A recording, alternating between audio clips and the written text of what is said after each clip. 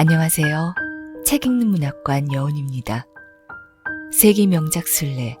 오늘 보내드릴 작품은 알베르 까뮈의 패스트 이방인, 그리고 찰스 디킨스의 두 도시 이야기입니다.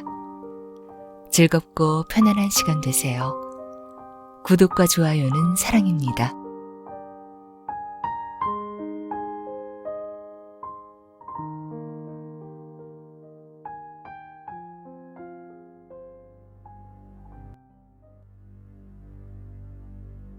패스트. 알베르 까뮈 지음. 변광배 옮김. 발행 더 클래식.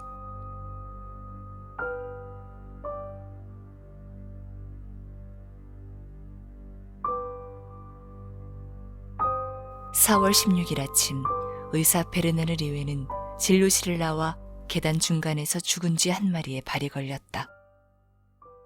그 순간 그는 별다른 생각 없이 그 짐승을 옆으로 치우고 계단을 내려왔다. 하지만 거리로 나왔을 때 그는 쥐가 있을 곳이 아니라는 생각이 들어 수희에게 알려주려고 발길을 돌렸다. 늙은 미셸 씨의 반응 앞에서 그는 스스로 예사롭지 않은 뭔가를 발견했다는 사실을 더 분명하게 느꼈다. 죽은 쥐가 거기 있다는 사실이 그에게는 그저 이상이 보였을 뿐이었는데 비해 수희에게는 그것이 대소동이었다. 수희의 태도는 완강했다. 건물 안에는 쥐가 없다는 것이다. 2층 계단에 죽은 듯한 쥐가 한 마리 있다고 의사가 아무리 강변해도 소용이 없었다. 미셸 씨의 확신은 그대로였다. 건물 안에는 쥐가 없기 때문에 누가 밖에서 쥐를 가져다가 거기에 놓았을 거라고 했다. 요컨대 장난질이라는 것이었다. 그날 저녁 베르나르 리웨는 집으로 올라가기 전에 건물 복도에 서서 열쇠를 찾다가 어두운 회랑 깊숙한 곳에서 잘 걷지도 못하고 털이 젖은 큰 쥐 한 마리가 튀어나오는 것을 보았다.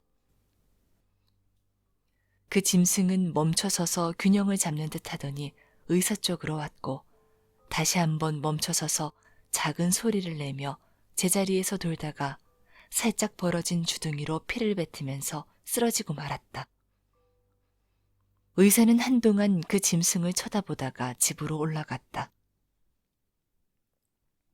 리웨는 쥐를 생각하고 있지 않았다. 쥐의 각혈로 인해 그의 개인적인 걱정에 생각이 미쳤다. 1년째 병을 앓고 있는 아내가 이튿날 산림요양소로 떠나야 했던 것이다. 그는 아내를 보러 갔다. 그가 시킨 대로 그녀는 방에 누워 있었다. 그녀는 그렇게 피곤한 이동에 대비하고 있었던 것이다. 아내는 미소를 지었다. 컨디션이 좋아요. 그녀가 말했다. 의사는 침대 머리맡 전등 불빛 아래에서 자기 쪽을 향하고 있는 아내의 얼굴을 보았다. 리웨가 보기에 이 얼굴은 30살이라는 나이와 병색에도 불구하고 언제나 처녀 시절의 얼굴이었다. 어쩌면 이것은 모든 것을 물리치는 그 미소 때문인 것 같았다. 가능하면 잠을 자둬요. 간호사는 11시에 올 거고 12시 기차에 맞춰 내가 두 사람을 데려다 줄게요. 그가 말했다. 그는 약간 땀에 젖은 아내의 이마에 입을 맞췄다. 그녀의 미소가 방문까지 그를 배웅했다.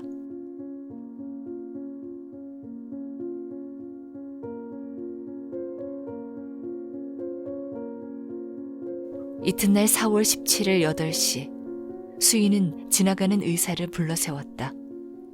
그러더니 그는 못된 장난꾼들이 죽은 쥐 3마리를 복도 한복판에 던져놓았다고 비난했다.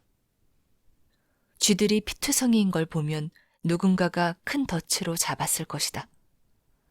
수희는 쥐들의 다리를 잡아서 들고 잠시 문턱에 서 있었다.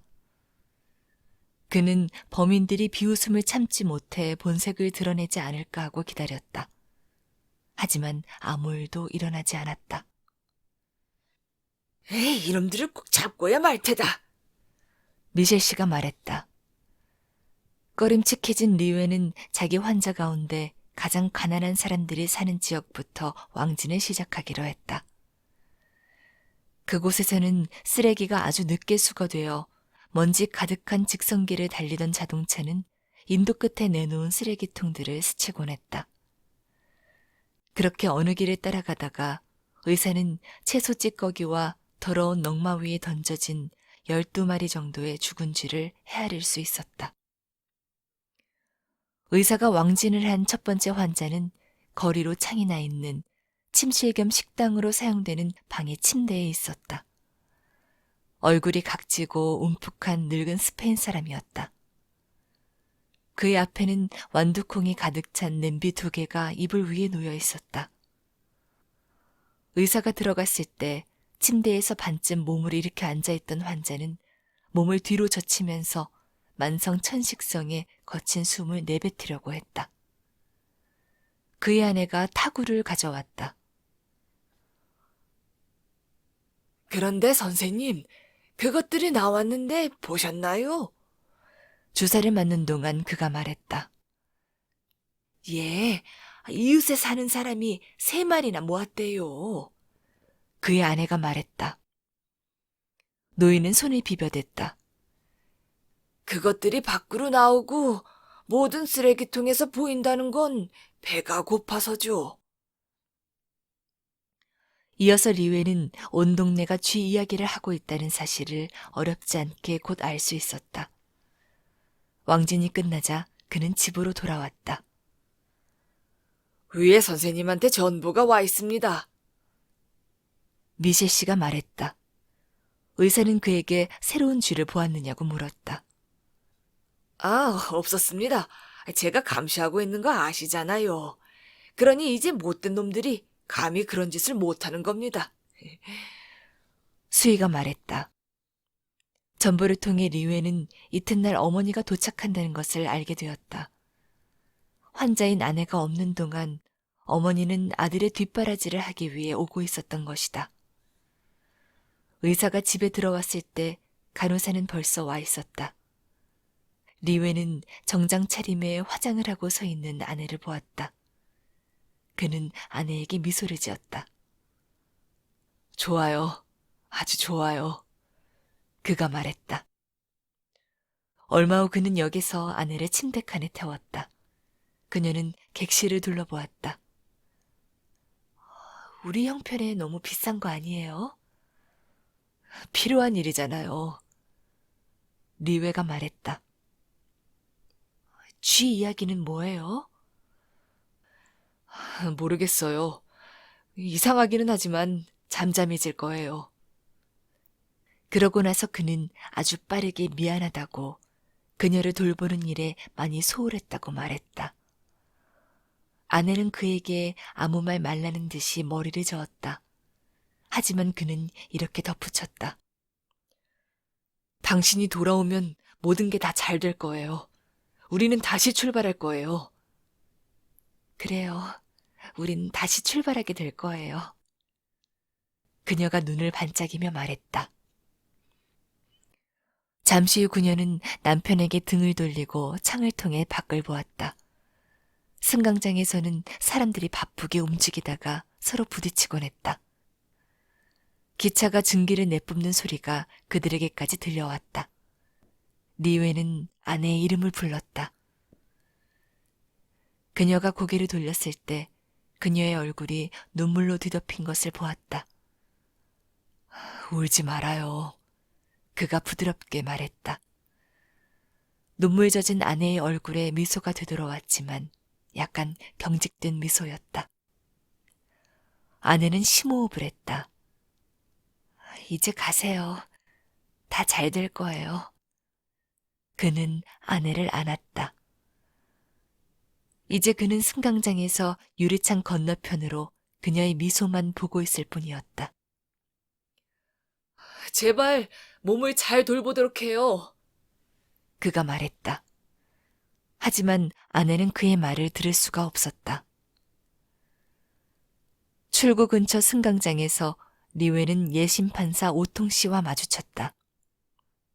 그는 어린아들의 손을 잡고 있었다. 의사는 그에게 여행을 떠나느냐고 물었다. 키가 크고 검은색 옷을 입은 오통 씨는 반은 이른바 옛날 사교계 사람을, 또 반은 상혁군과 닮은 모습이었다. 그는 친근하지만 짧게 이렇게 대답했다. 시집에 인사를 드리러 간 집사람을 기다리고 있는 중입니다. 기관차가 기적을 울렸다. 쥐들이? 판사가 말했다.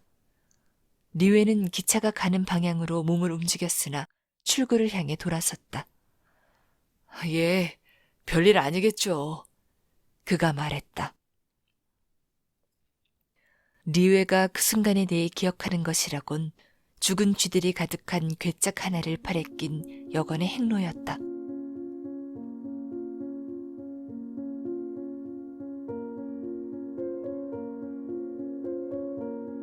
그날 오후 진료를 시작할 무렵 리웨는 한 젊은 남자의 방문을 받았다. 그는 신문기자이며 이미 아침에 왔다 갔었던 사람이라 했다. 그의 이름은 레몽 랑베르였다.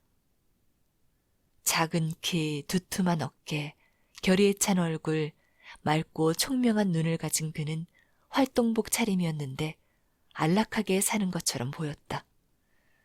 그는 단도직입적으로 용건을 말했다. 파리에 있는 큰 신문사를 위해 아랍인들의 생활 여건을 취재하고 있는데 따라서 그들의 보건 상태에 대한 정보를 얻기를 원했다. 리웨는 그에게 그들의 보건 상태가 좋지 않다고 말했다. 하지만 리웨는 더 자세한 얘기를 나누기 전에 기자가 진실을 말할 수 있는지를 알고 싶어 했다. 그렇습니다. 상대방이 말했다. 내가 말하고자 하는 것은 이겁니다. 당신이 모든 것을 폭로할 수 있느냐는 거죠. 전부는 아니라고 말해야 할 것입니다. 하지만 제 추측으로 그런 폭로는 근거가 없는 것이 아닐까 하는데요. 리웨는 이와 같은 폭로가 근거 없는 것일 수 있지만 이런 질문을 함으로써 랑베르의 증언이 제약 없이 이루어질 수 있는 것인지의 여부를 알고자 한 것뿐이라고 부드럽게 말했다. 나는 제약 없는 보도만 받아들일 뿐입니다. 해서 당신이 내가 준 정보를 보도하는 것을 지지할 수 없습니다. 생지스트식의 직원이군요. 신문 기자가 미소를 지으며 말했다. 리웨는 목소리를 높이지 않은 채 이렇게 말했다. 리웨 자신은 그런지 전혀 몰랐다. 하지만 그것은 자기가 살고 있는 세계에 대해 지쳤어도 사람들을 좋아하고 그 나름대로 불의와 타협을 거부하기로 결심한 사람의 언어이다 하고 말이다. 랑베르는 어깨를 웅크린 채 의사를 바라보았다. 이해가 됩니다. 마침내 그는 자리에서 일어서며 말했다. 의사는 그를 문까지 배웅하면서 말했다. 이렇게 사정을 봐줘서 감사합니다. 랑베르는 초조한 듯 보였다. 예, 이해합니다. 폐를 끼쳐 미안합니다. 그가 말했다. 의사는 그와 악수를 하며 요즘 시내에서 발견되는 수없이 많은 죽은 쥐에 대한 특별 취재를 할 수도 있을 거라고 말했다. 오, 그거 흥미로운데요? 랑베르가 탄성을 발했다.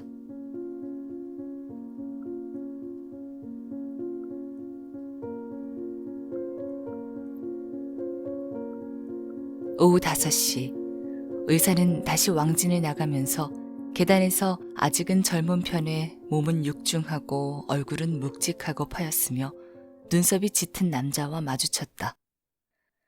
리웨는 건물의 꼭대기층에 사는 스페인 무용수들의 집에서 그 남자를 몇 번 만난 적이 있었다.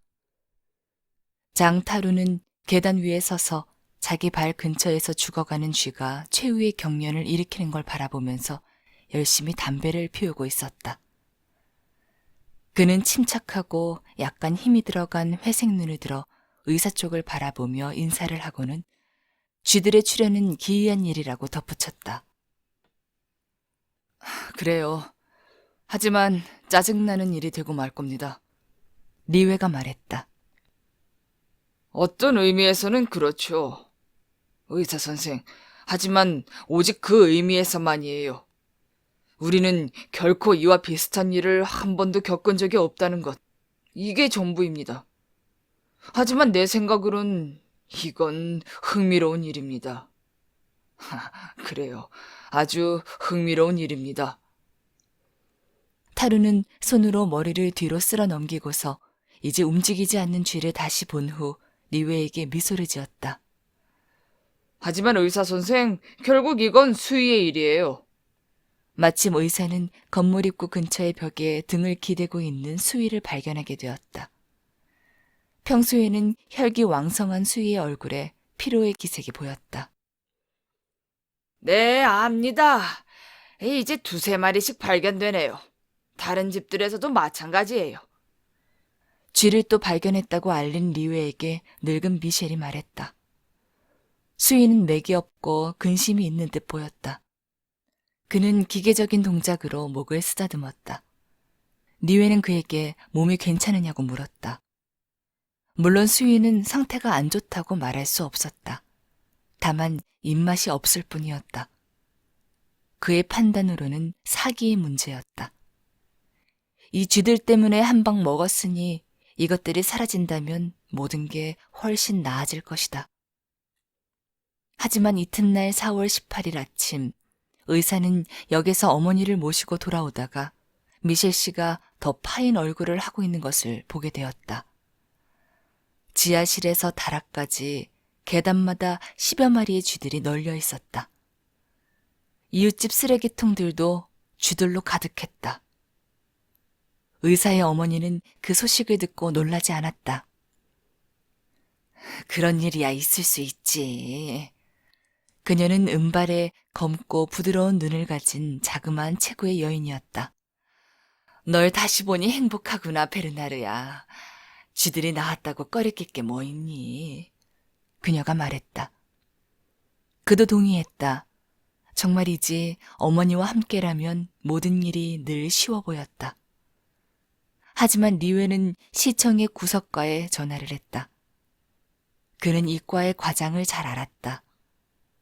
과장은 수많은 쥐가 밖에 나와 죽어간다는 소식을 들었을까? 메르시의 과장은 그런 소식을 들었고 부둣가에서 그리 멀지 않은 곳에 위치한 사무실에서 쥐를 50여 마리나 발견하기도 했다. 하지만 그는 그것이 심각한 일인지 자문해 보았다. 리웨는 단정할 수는 없었지만 그래도 구석과가 나서야 한다고 생각했다. 그래야겠지. 명령을 받아서 말이야. 만일 자네 생각에 정말 그래야 할 가치가 있다면 명령을 내리도록 할 수 있어. 메르시에가 말했다. 늘 그래야 할 가치가 있어요. 리웨가 말했다.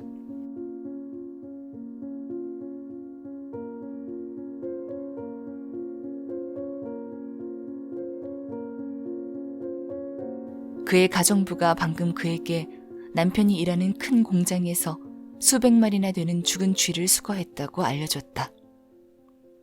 어쨌든 대략 그 무렵에 우리 시민들은 불안해하기 시작했다. 그도 그럴 것이 18일부터 공장들과 창고들에서 실제로 쥐의 사체들이 수백 마리씩 쏟아져 나왔기 때문이었다. 그 짐승들이 너무 오래 고통을 당하고 있어서 일부러 끝을 내줘야 하는 경우도 없지 않았다. 하지만 외곽 지역에서 도심까지 리웨가 지나가는 곳마다 우리 시민들이 모여있는 곳마다 쥐들이 쓰레기통 속에서는 무더기로 혹은 도랑 속에서는 줄을 지어 기다리고 있었다. 석간신문은 그날부터 이 사건을 보도하기 시작하면서 과연 시 당국이 행동을 개시할지의 여부를 물었고 또 혐오스러운 쥐떼들의 침해로부터 시민을 보호하기 위해 어떤 긴급 조치들을 고려하고 있는지를 물었다. 시 당국은 어떤 것도 제안하거나 고려하고 있지 않았지만 이 사태를 심의하기 위한 대책회의를 열기 시작했다. 죽은 쥐들을 매일 새벽에 수거하라는 지시가 구석과에 하달되었다. 수거가 끝나면 담당과의 차 2대가 그 짐승들을 쓰레기 소각장으로 운반했는데 그것들을 소각하기 위함이었다. 하지만 그 뒤로 며칠 사이에 상황이 악화되었다. 쌓여만 가는 설치류의 수가 늘어나 매일 아침 수거량이 더 많아졌다. 나흘째부터 쥐들은 떼를 지어 나와 죽기 시작했다. 헛간, 지하실, 지하창고, 하수구 등에서 쥐들이 비스듬하게 줄지어 올라와 햇빛을 받고 휘청거리면서 제자리에서 맴돌다 사람들 근처에서 죽었다. 밤마다 복도나 골목길에서 쥐들의 짧은 단말마 소리가 뚜렷이 들렸다. 아침마다 변두리에서 어떤 쥐들은 뾰족한 주둥이에 작은 혈흔을 묻히고 부풀고 썩은 채로, 또 어떤 쥐들은 빳빳한 몸에 수염은 아직 꼿꼿한 채로 개울에 널브러져 있는 것을 볼 수 있었다.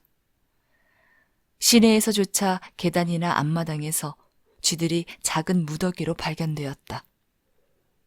가끔은 한 마리씩 따로 관공서의 대기실에서, 학교 안뜰에서, 카페의 테라스에서 죽기도 했다. 당황한 우리 시민들은 가장 번화한 장소에서도 쥐들을 발견했다. 아름광장, 대로, 프롱드메르 산책로 등과 같은 곳도 군데군데 더럽혀져 있었다. 새벽에 죽은 쥐들을 치웠지만 시 전체에서는 쥐들이 낮 동안에 점점 많이 나타났다. 인도를 걸으면서 죽은 지 얼마 안 된 물컹한 시체 덩어리를 발밑에서 느낀 밤 산책자들 또한 한두 명이 아니었다.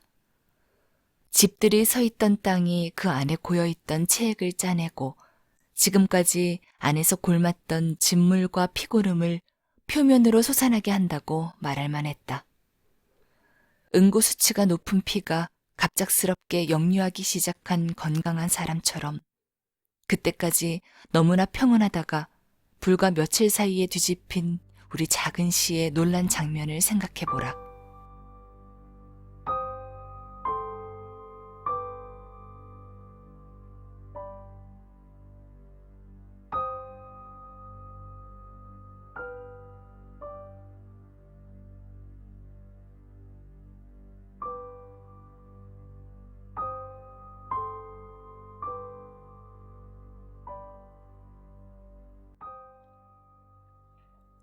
사태가 계속 악화되고 있었다. 랑스도크 통신이 무료 정보 제공용 라디오 방송에서 25일 단 하루에 6,231마리의 쥐가 수거, 소각되었다고 보도했을 정도였다. 시민들이 자기들 눈앞에서 목격 중인 일상적인 장면의 분명한 뜻을 말해주는 이 수치는 혼란을 더 가중시켰다. 그때까지만 해도 사람들은 그저 약간 혐오스러운 사건이라고 불평했을 뿐이다. 그런데 이제 그들은 아직 규모를 확정할 수도 기원을 알 수도 없는 이 현상에 뭔가 위협적인 것이 있음을 알아차리게 되었다. 천식 환자인 스페인 노인만 계속 손을 비벼대며 노망이 난 듯이 신이 나서 이렇게 되풀이했다. 그것들이 나온다. 그것들이 나와. 하지만 4월 28일에 랑스도크가 약 8,000마리의 쥐를 수거했다고 보도하자 시의 불안은 절정에 달했다. 사람들은 근본적인 대책을 세우라고 요구하며 당국을 비난했고 바닷가에 집을 갖고 있던 몇몇 사람들은 이미 그곳으로 피난 가는 것에 대해 말하고 있었다. 하지만 이튿날 이 통신사는 이 현상이 급격히 멎었고 구석과에서 수거한 죽은 쥐의 수가 무시할 수 있는 정도에 불과하다고 보도했다. 시는 한숨을 돌렸다. 하지만 그날 정오, 의사 리웨는 집 건물 앞에 차를 세우다가 길 저쪽 끝에서 수희가 고개를 숙인 채 팔다리를 벌리고 허수아비 같은 자세로 힘겹게 오는 것을 보았다. 노인은 의사도 알고 있는 한 신부의 팔에 의지하고 있었다. 그 사람은 파넬로 신부였다. 리웨는 몇 번 그를 만난 적이 있었고 우리 시에서 종교에 대해 무관심한 사람들 사이에서도 아주 존경받는 학식 있고 투사적인 예수교도였다. 의사는 두 사람을 기다렸다. 늙은 미셸의 눈은 하얗고 숨을 쉴 때는 거친 소리가 났다. 그는 몸이 안 좋다는 느낌이 들어 바람을 쐬러 나갔다. 하지만 목과 겨드랑이, 서해부의 통증 때문에 돌아와야만 했고 파눌로 신부에게 도움을 청할 수밖에 없었다. 종기 때문이에요. 움직이기가 힘들어요. 그가 말했다. 의사는 차창 밖으로 팔을 뻗어 미셸이 내민 목 아래쪽을 손가락으로 만져보았다. 거기에는 일종의 나무옹이 같은 것이 있었다. 가서 누우시고 체온을 재세요. 오늘 오후에 보러 오겠습니다. 수희가 가고 난 뒤 리웨는 파눌로 신부에게 이 쥐 문제를 어떻게 생각하느냐고 물었다. 이건 전염병일 겁니다. 신부가 말했다. 그리고 그의 두 눈은 둥근 안경 뒤에서 미소를 짓고 있었다.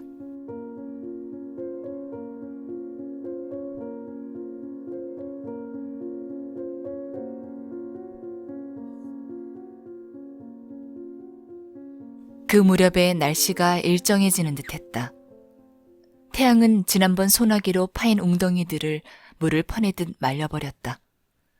노란빛이 넘쳐나는 아름다운 파란 하늘, 시작된 더위 속에서 나는 비행기 소리.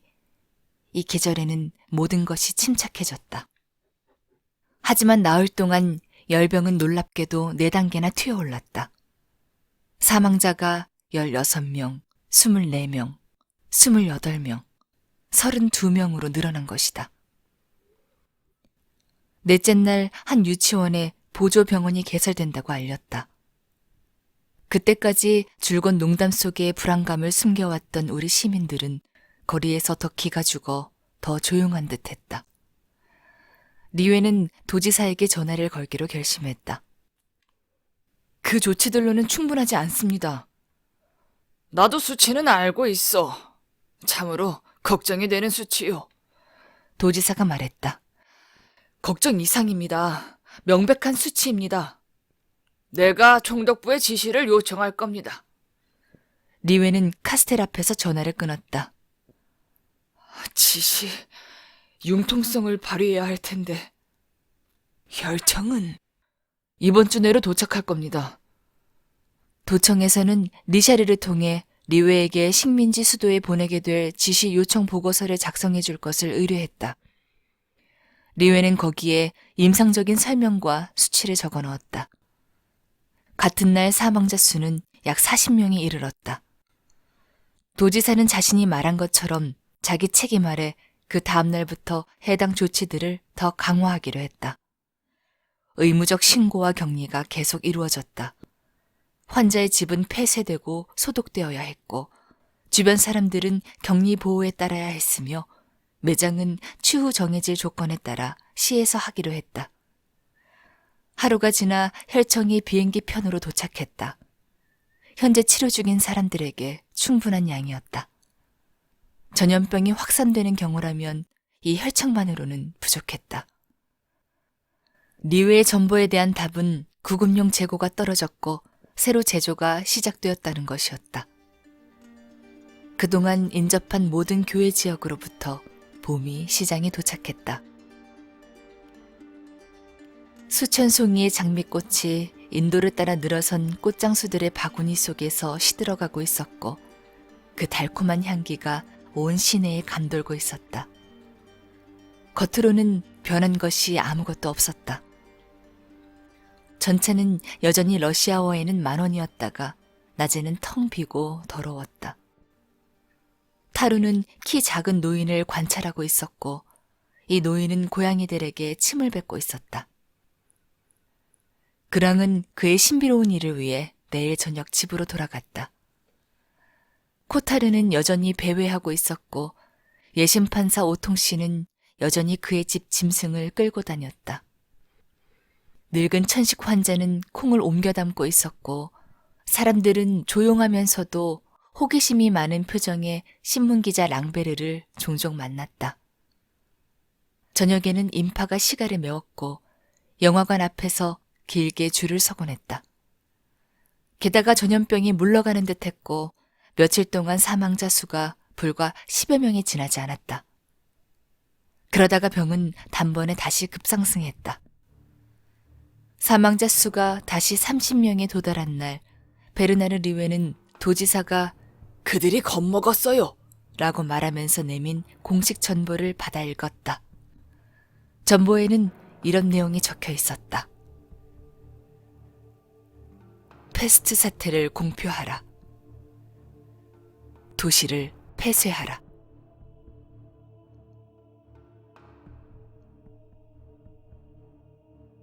제2부. 그 순간부터 패스트는 우리 모두의 문제였다고 말할 수 있다. 그때까지는 그 기이한 사건들이 야기한 놀라움과 걱정에도 불구하고 우리 시민들 각자는 보통 자기 자리에서 가능한 한 자기 일을 계속해오고 있었다. 또한 계속 그랬으면 분명 좋았을 것이다. 하지만 일단 관문들이 폐쇄되자 서술자를 포함해 그들 모두가 같은 자루에 들어있는 처지였고 또 거기에 잘 적응해야 한다는 것을 깨닫게 되었다. 이렇게 해서 첫 주부터 갑자기 예컨대 사랑하는 사람과의 이별이라는 개인적 감정이 공포와 더불어 모든 사람의 감정이자 긴 귀양살이 시절의 주된 고통이 되었다. 관문 폐쇄로 인한 가장 뚜렷한 결과 중 하나는 사실 이 병에 대해 준비를 하지 못했던 사람들이 처한 갑작스러운 이별이었다. 며칠 전만 해도 일시적인 이별이라고 생각해 역의 승강장에서 두세 가지 당부만 하면서 서로를 껴안았고 며칠 혹은 몇 주 후에 다시 만난다고 확신했으며 미래에 대한 어리석은 인간적인 믿음 속에 빠진 채 작별로 인해 일상사에서 조금 벗어나 있던 어머니들과 자식들, 부부들, 연인들은 단번에 돌이킬 수 없이 떨어져 있게 되거나 혹은 재회하거나 교류하는 것도 막힌 상황이 되어버렸다. 그도 그럴 것이 관문 폐쇄는 도청 시행령이 공시되기 몇 시간 전에 이루어졌고 따라서 개별적인 경우를 고려하는 것은 당연히 불가능했기 때문이었다. 병의 기습으로 인한 첫 번째 영향은 우리 시민들로 하여금 마치 개인 감정이 없는 사람처럼 행동하도록 한 것이라고 말할 수 있다. 시행령이 발표된 날 이른 시각부터 도청은 많은 진정인에 의해 시달렸다. 이들은 전화를 걸거나 혹은 공무원들을 찾아와서 하나같이 이해는 가지만 동시에 하나같이 검토가 불가능한 상황들을 털어놓았다. 진실을 말하자면 타협의 여지가 없는 상황이어서 양해, 특전, 예외라는 단어들이 더 이상 아무런 의미를 갖지 못한다는 것을 우리는 여러 날이 지나서야 비로소 깨닫게 되었다. 우리에게는 심지어 편지를 쓴다는 가벼운 욕구를 충족시키는 것마저도 거절되었다. 한편으로 이 시는 실제로 일상적인 통신수단으로 더 이상 다른 지역과 연락이 되지 않았고 다른 한편으로 편지가 가면 매치가 되는 것을 피하기 위해 새로운 시행령에 따라 모든 우편물을 주고받는 것이 금지되기도 했다. 초기에 몇몇 운 좋은 사람들은 경비소 보초병들을 통해 편지를 시 밖으로 전하는 것을 허락받기도 했다. 이런 행동은 경비병들이 보기에 아직은 동정심에 양보하는 것이 당연하게 여겨졌던 전염병 초기라서 가능했다. 하지만 얼마쯤 시간이 지나자 이 경비병들도 상황의 심각성을 알게 되어 파장을 예측할 수 없는 일에 책임을 지려고 하지 않았다. 초기에 허용되었던 시외 전화는 공중전화와 회선이 지나치게 혼잡해졌기 때문에 며칠 동안 완전히 중단되었다가 나중에 사망, 출산, 결혼과 같은 이른바 긴급한 경우로 엄격하게 제한되었다.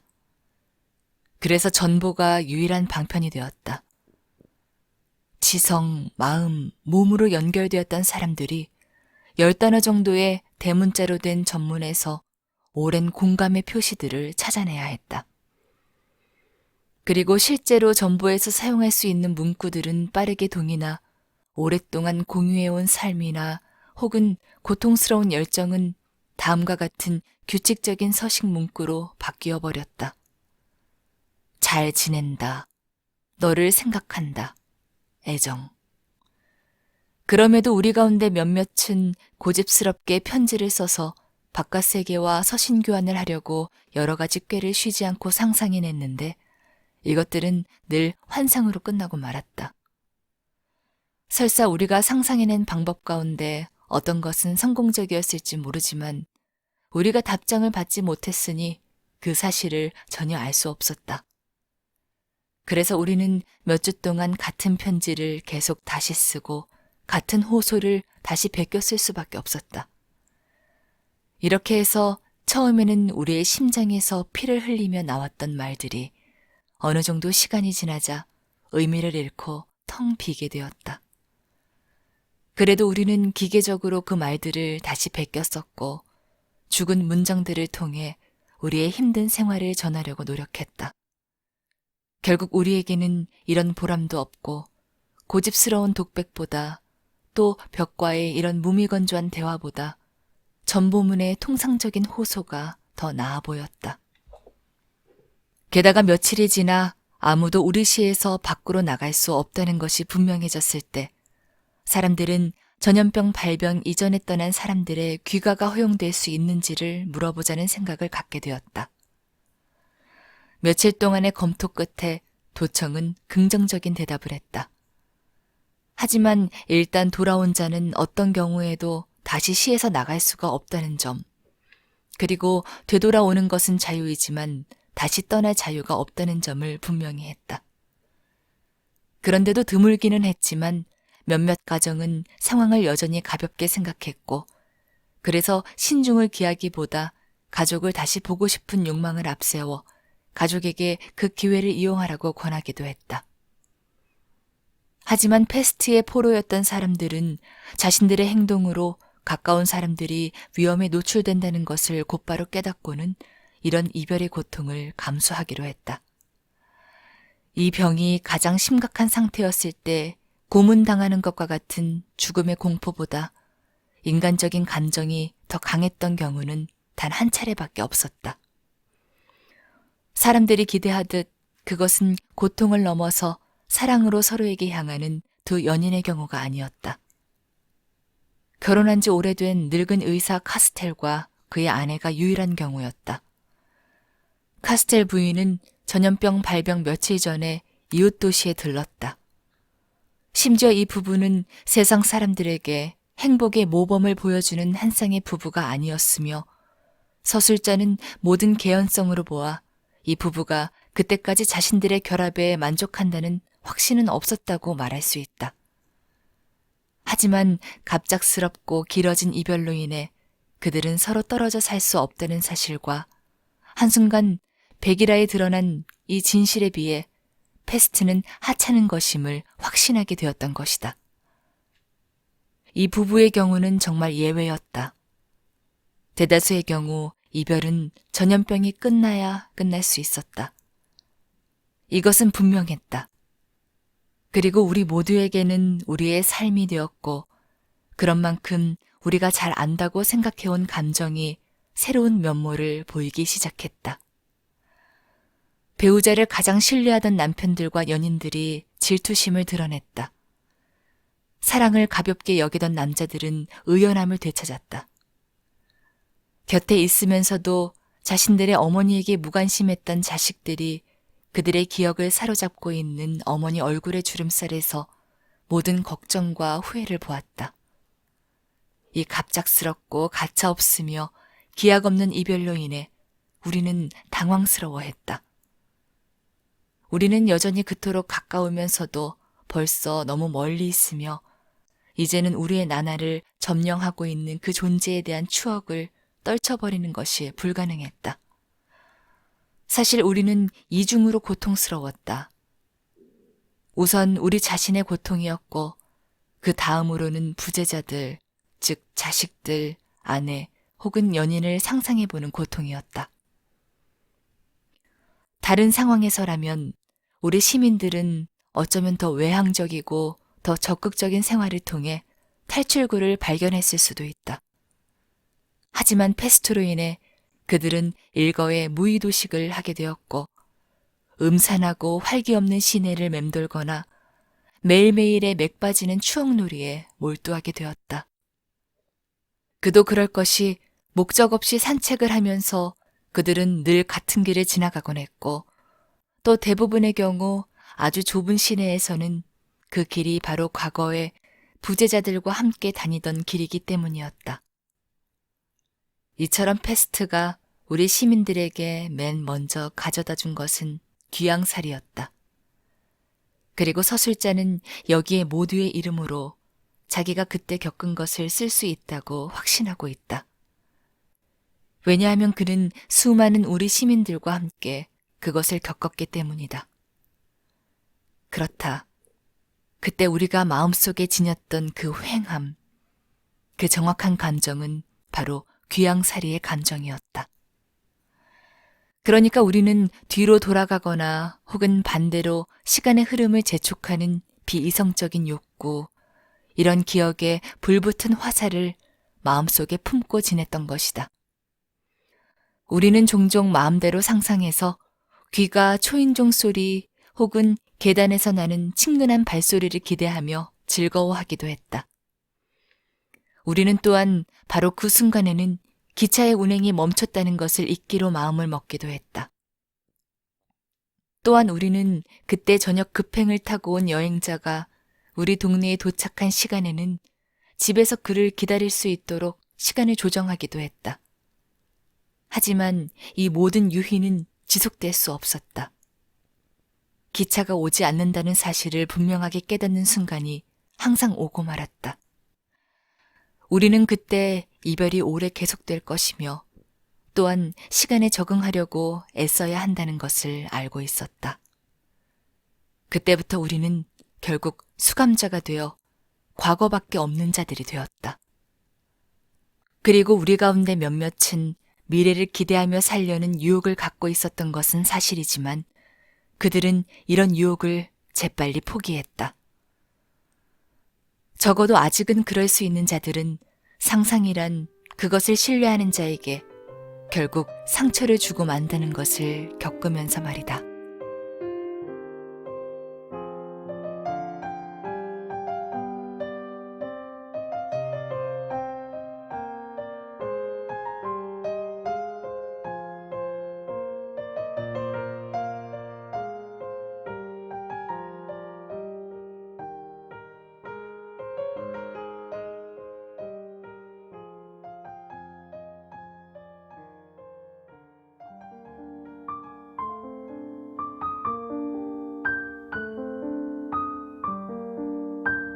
이방인 알베르 까미지움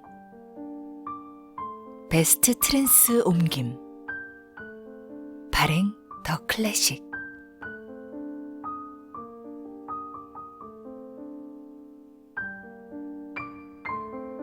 오늘 엄마가 죽었다. 아니, 어쩌면 어제였는지도 모른다. 양로원으로부터 전보를 받았다. 모친 사망, 내일 장례식, 근조. 이것만으로는 알 도리가 없으니 아마 어제였는지 모르겠다. 양로원은 알제에서 약 80km 떨어진 마렌고에 있는데 2시간 버스를 타면 어두워지기 전에 도착할 수 있을 테고, 그러면 밤샘을 한 뒤 내일 저녁에는 돌아올 수 있을 것이다. 나는 사장에게 이틀 휴가를 신청했다. 뚜렷한 이유가 있는지라 거절할 수는 없지만 좋아하는 눈치는 아니었다. 그건 제 탓이 아닙니다. 이 말을 하고 보니 괜히 했다는 생각이 들었다. 사장은 아무 말도 하지 않았다. 내가 변명할 게 아니라 오히려 그가 나를 위로해줘야 할 일이었다. 아마 이틀 뒤 내가 상복을 입고 있는 걸 보면 뭐라고 하겠지. 지금은 어찌 보면 엄마가 죽지 않은 것이나 다를 바 없는 상태다. 하지만 장례를 치르고 나면 비로소 그것이 확정적인 사실로 다가와 공식적인 예의를 갖추게 될 것이다. 나는 2시 버스를 탔다. 날씨가 무척 더웠다. 늘 하던 대로 셀레스틴의 식당에서 점심을 먹었는데 모두들 나를 동정해서 슬퍼해 주었다. 어머니란 특별한 존재라오. 셀레스틴은 내게 이런 말까지 건넸다. 식당을 나올 때는 모두들 문까지 나와 배웅해 주었다. 나는 정신이 좀 멍해서 상복으로 갈아입는 것도 잊고 있다가 에마누엘의 집에 들러 검은 넥타이와 상장을 빌렸다. 에마누엘은 몇 달 전에 삼촌의 상을 치렀던 것이다. 버스를 놓치지 않으려고 뛰었다. 그처럼 서둘러 뛰었던 데다가 흔들리는 버스, 휘발유 냄새, 하늘과 도로에서 번쩍이는 햇빛, 이 모든 것 때문에 나는 깜빡 잠이 든 모양이었다. 양로원으로 가는 동안 내내 잤다. 눈을 뜨니 어떤 군인의 어깨에 기대고 있었다. 그가 웃으며 멀리서 오는 거냐고 물었는데 별로 말하고 싶지 않아서 네라고만 대답했다. 양로원은 마을에서 2km쯤 떨어져 있었다.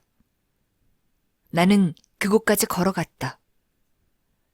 곧장 엄마를 만나려고 하자 관리인이 원장을 먼저 만나야 한다고 말했다. 원장이 바쁜 탓에 나는 조금 기다려야 했다. 기다리는 동안 관리인이 줄곧 말을 건넸다. 드디어 원장실로 안내되었는데 원장은 키가 작은 노인으로 레지옹 도네르 훈장을 달고 있었다. 그가 맑은 눈으로 나를 보더니 손을 내밀었다. 손을 너무 오래 잡고 있어서 나는 손을 어떻게 빼야 할지 난감했다. 원장은 서류처를 뒤적였다. 메르소 부인은 3년 전에 이곳으로 오셨군요. 의지할 사람이라고는 당신밖에 없었네요. 원장이 책망하는 것 같아서 나는 그에게 사정을 이야기했다. 그는 내 말을 막았다. 그럴 필요 없어요, 젊은이. 당신 어머니 서류를 읽어보았어요. 당신은 어머니를 부양할 수가 없었더군요. 어머님을 돌봐줄 사람이 필요했지만 수입도 넉넉하지 못했고, 그러니 어머니께서는 여기에 계시는 편이 더욱 행복하셨을 겁니다. 그렇습니다, 원장님. 하고 나는 말했다. 어머니는 이곳에서 또래 친구들과 잘 어울리셨어요. 친구분들과는 옛 이야기를 나눌 수도 있으니 재미있게 지낼 수 있지만 당신과 살았더라면 아무래도 세대가 달라서 적적하셨을 거예요. 그건 사실이었다. 엄마는 집에 있을 때 아무 말도 없이 그저 나를 바라보는 것으로 하루를 다 보내곤 했다. 양로원에 오고 처음 며칠은 자주 울었는데 그건 습관 때문이었다. 아마 몇 달이 지나 집에 다시 데려온다고 했으면 그때도 역시 습관 때문에 울었을 것이다. 내가 마지막 해에 이곳에 발길이 뜸했던 것은 그런 이유도 조금 있었다. 물론 정류장까지 가서 표를 사고 2시간 동안 버스를 타는 것도 귀찮고 일요일 하루를 몽땅 포기해야 한다는 것도 한 몫을 하긴 했다. 원장이 다시 이야기를 시작했지만 나는 대충 흘려들었다. 그 어머님이 보고 싶으실 테지요? 대답 없이 일어나 그의 뒤를 따랐다. 계단에서 원장이 말을 이었다. 조그만 빈소로 어머니를 모셨습니다. 다른 사람들이 놀라는 일이 없도록 하기 위해서랍니다. 누군가 돌아가실 때마다 양로원에 계시는 다른 분들이 2, 3일 동안 신경이 날카로워지시거든요. 우리는 노인들이 작게 무리를 지어 이야기를 나누고 있는 안뜰을 통과해서 갔다. 그들은 말을 멈추었다가 우리가 지나가자마자 다시 이야기를 시작했다. 마치 앵무새들이 낮게 제잘거리는 것 같았다. 작은 건물 입구에 다다르자 원장이 멈춰섰다. 메르소 씨, 그럼 저는 가보겠습니다. 볼 일이 있으면 언제든 사무실로 연락 주십시오. 장례식은 내일 아침 10시입니다. 밤샘 하실 걸 고려해서 그리 정했습니다. 마지막으로 한 말씀 드리자면, 당신 어머니께서 가끔 친구분들께 장례식은 종교 의례에 따라 행했으면 좋겠다고 하셨답니다. 거기에 따른 준비는 모두 해놓았습니다. 다만 미리 알려드려야 할 것 같아서요. 나는 원장에게 고맙다고 했다. 엄마는 무신론자는 아니었지만 그렇다고 종교를 깊이 생각한 적도 없었다. 나는 안으로 들어갔다. 천장에 유리창이 달려있고 벽에는 흰 석회칠을 한 방이라서 무척 밝았다. 의자 몇 개와 십자 모양 버팀대들이 보였다. 방 한가운데 놓인 2개의 틀 위에 뚜껑이 덮인 관이 있었다. 호두기름을 칠한 판자 위에 대충 박은 나사못이 도드라져 번쩍거렸다. 관 옆에는 하얀 블라우스를 입고 머리에 진한 빛깔 머릿수건을 쓴 아랍인 간호사가 있었다. 그때 관리인이 뒤따라 들어왔다. 뛰어온 모양이었다. 입간을 했습니다만 보실 수 있도록 못을 뽑아드리겠습니다. 그가 조금 더듬거리며 관 가까이 가려고 하기에 내가 말렸다. 그가 내게 말했다. 안 보시려고요? 내가 대답했다. 네, 그만두죠. 그가 아무 말도 하지 않아 어색해졌다. 괜한 말을 했구나 싶었다. 왜 안 보시려는 겁니까? 잠시 뒤에 그가 물었지만 나무란다기보다는 이유를 알고 싶은 모양이었다. 잘 모르겠습니다. 그가 흰 수염을 만지작거리며 나를 보지도 않고 대꾸했다. 하긴 그럴 수도 있지요. 그의 반짝거리는 푸른 눈은 아름다웠고 얼굴빛이 조금 붉었다. 그는 내게 의자를 하나 밀어 권하면서 자기도 조금 떨어진 뒤쪽에 앉았다. 간호사가 일어서서 문 쪽으로 갔다. 그때 관리인이 말했다. 종기가 나서 저래요. 나는 무슨 말인지 몰라서 간호사를 쳐다보았다. 그녀는 눈 밑에서 머리까지 온통 붕대로 감고 있었다. 코 언저리에도 붕대가 편편하게 되어져 있었다. 얼굴이 온통 흰 붕대 투성이었다. 간호사가 나가자 관리인이 말했다. 혼자 계시도록 저도 나가보겠습니다. 내가 어떤 몸짓을 보였는지 모르겠지만 그는 나가지 않고 내 뒤에 그냥 서 있었다. 등 뒤에 누군가 서 있다는 게 몹시 거북했다. 방 안에는 아름다운 노을이 가득 들어찼다. 말벌 2마리가 유리창에 부딪히며 붕붕댔다. 졸음이 몰려왔다. 여기 오래 계셨어요. 나는 고개를 돌리지도 않고 관리인에게 말을 걸었다. 5년 됐습니다. 그는 마치 내 질문을 기다리고 있었다는 듯 바로 대답했다. 그러고는 수다스럽게 이야기를 늘어놓았다. 누군가 그에게 마렌고의 양로원에서 관리인으로 일생을 마치게 될 것이라고 했다면 그는 아마 무척 놀랐을 것이다. 그는 64살이었고 파리 태생이라고 했다. 그때 내가 그의 이야기를 가로막고 물었다. 아, 여기 분이 아니시군요. 그리고 그가 나를 원장실로 데려가기 전에 엄마 이야기를 했던 걸 기억해냈다. 그는 내게 산이 없는 평지에서는, 게다가 이 지방처럼 날씨가 무더운 곳에서는 서둘러 매장해야 한다고 했었다. 자기는 파리에 살았으며 파리는 좀처럼 잊히지 않는다는 말한 것도 그때였다. 파리에서는 사흘씩이나 시체를 묻지 않고 두는 경우가 있지만 여기서는 그럴 시간이 없으며 실감을 느끼기도 전에 벌써 연구차를 따라가야 한다는 것이었다. 그때 그의 아내가 그에게 면박을 주었다. 그만해요. 그런 얘기를 이분께 뭐하러 하는 거예요? 그는 얼굴을 붉히며 사과를 했다. 나는 그들 중간에서 아니에요. 정말 괜찮습니다. 하고 말했다. 관리인 이야기가 재미도 있었고 또 그 말이 맞다고 생각했다. 관리인은 조그만 영안실에서 그가 극빈자로 양로원에 들어온 것이며 아직은 건강하다고 스스로 믿기 때문에 관리인 자리를 맡기로 했다고 말해주었다.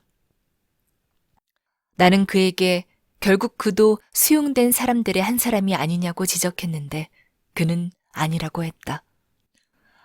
나는 그가 양로원에 있는 사람들을 그들이나 혹은 저 사람들 또는 가끔 늙은이들이라고 지칭하는 것을 듣고 놀랐다. 수용된 사람들 중에는 그보다 나이가 적은 사람들도 있었기 때문이다. 그러나 물론 그건 다른 문제였다. 그는 관리인이기 때문에 어느 정도 권리를 갖고 있었다. 그때 간호사가 들어왔고 주위도 어둑했다. 순식간에 밤이 유리창 위로 짙게 깔렸다. 관리인이 스위치를 올렸을 때 벼랑간 쏟아지는 불빛 때문에 눈이 부셔서 오히려 앞이 캄캄해졌다. 그가 식당에 가서 밥을 먹으라고 했으나 나는 배가 고프지 않다고 말했다. 그랬더니 그가 밀크커피 한 잔을 가져오겠다고 하기에 밀크커피를 좋아하는 나는 그러라고 했다. 조금 있다가 그가 쟁반을 들고 돌아왔다. 나는 커피를 마셨다. 그런 뒤에 담배 생각이 났는데 엄마 시신 앞에서 피워도 좋을지 망설여졌다.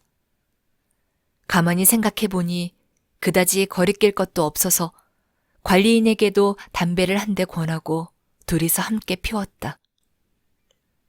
그가 문득 말을 꺼냈다. 그런데 말씀입니다. 어머니 친구분들이 밤샘을 하러 오실 거예요.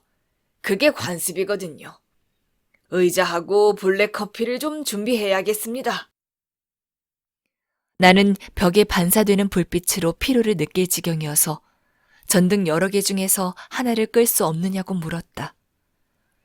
관리인은 전기시설 문제로 다 켜든지 다 끄든지 할 수밖에 없어서 하나를 끄긴 어렵다고 말했다. 그 뒤로는 나는 그에게 관심을 갖지 않았다. 그는 나갔다가 들어와 의자를 몇 개 늘어놓고 의자 한 개에는 커피 주전자와 찻잔들을 포개놓았다. 준비가 끝났는지 엄마 시신 건너편으로 가더니 나와 마주보는 자리에 앉았다. 간호사도 방 안쪽에 등을 돌린 채 앉아 있었다. 무엇을 하는지 보이지는 않았지만 팔을 움직이는 모양으로는 뜨개질을 하는 것 같았다. 방 안은 따뜻하고 커피를 마신 덕분에 몸도 덮여지고 열어놓은 문으로 밤과 꽃냄새가 흘러들어왔다.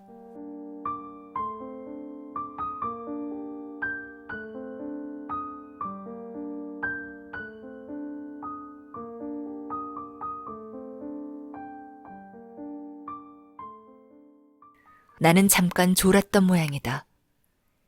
희미하게 스치는 소리에 잠이 깼다. 눈을 감고 있었기 때문에 방 안을 밝힌 빛이 눈부셨다. 물체와 모서리들, 모든 곡선들이 하나하나 눈이 아플 지경으로 또렷하게 드러났다.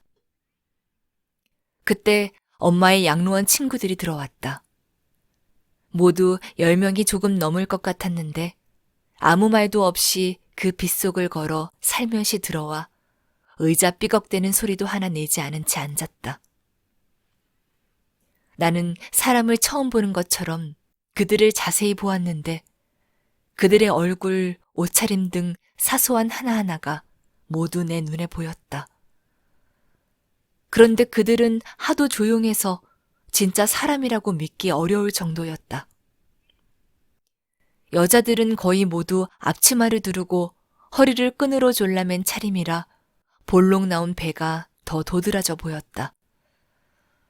늙은 여자들의 배가 그렇게 나올 수 있다는 것을 처음 알았다.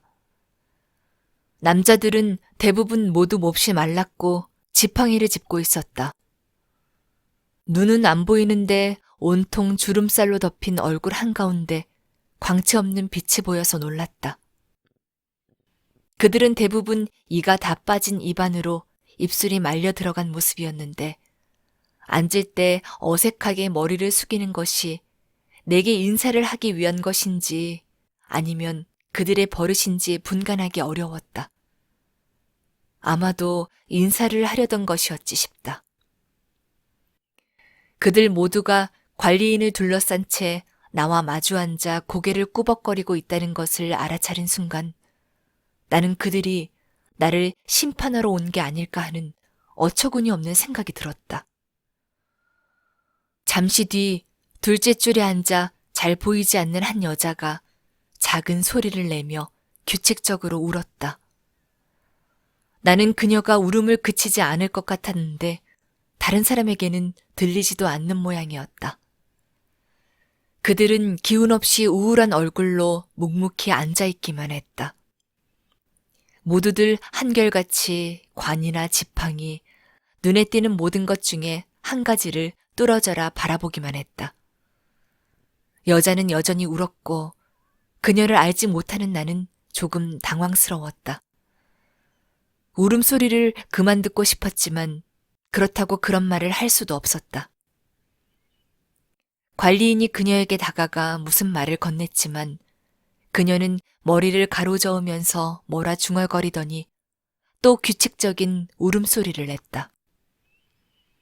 그때 관리인이 내 옆으로 다가와 앉았다. 한참 동안을 그렇게 앉아있기만 하더니 내 얼굴은 보지도 않고 말을 걸어왔다. 저분은 어머님하고 꽤 친하게 지내셨어요.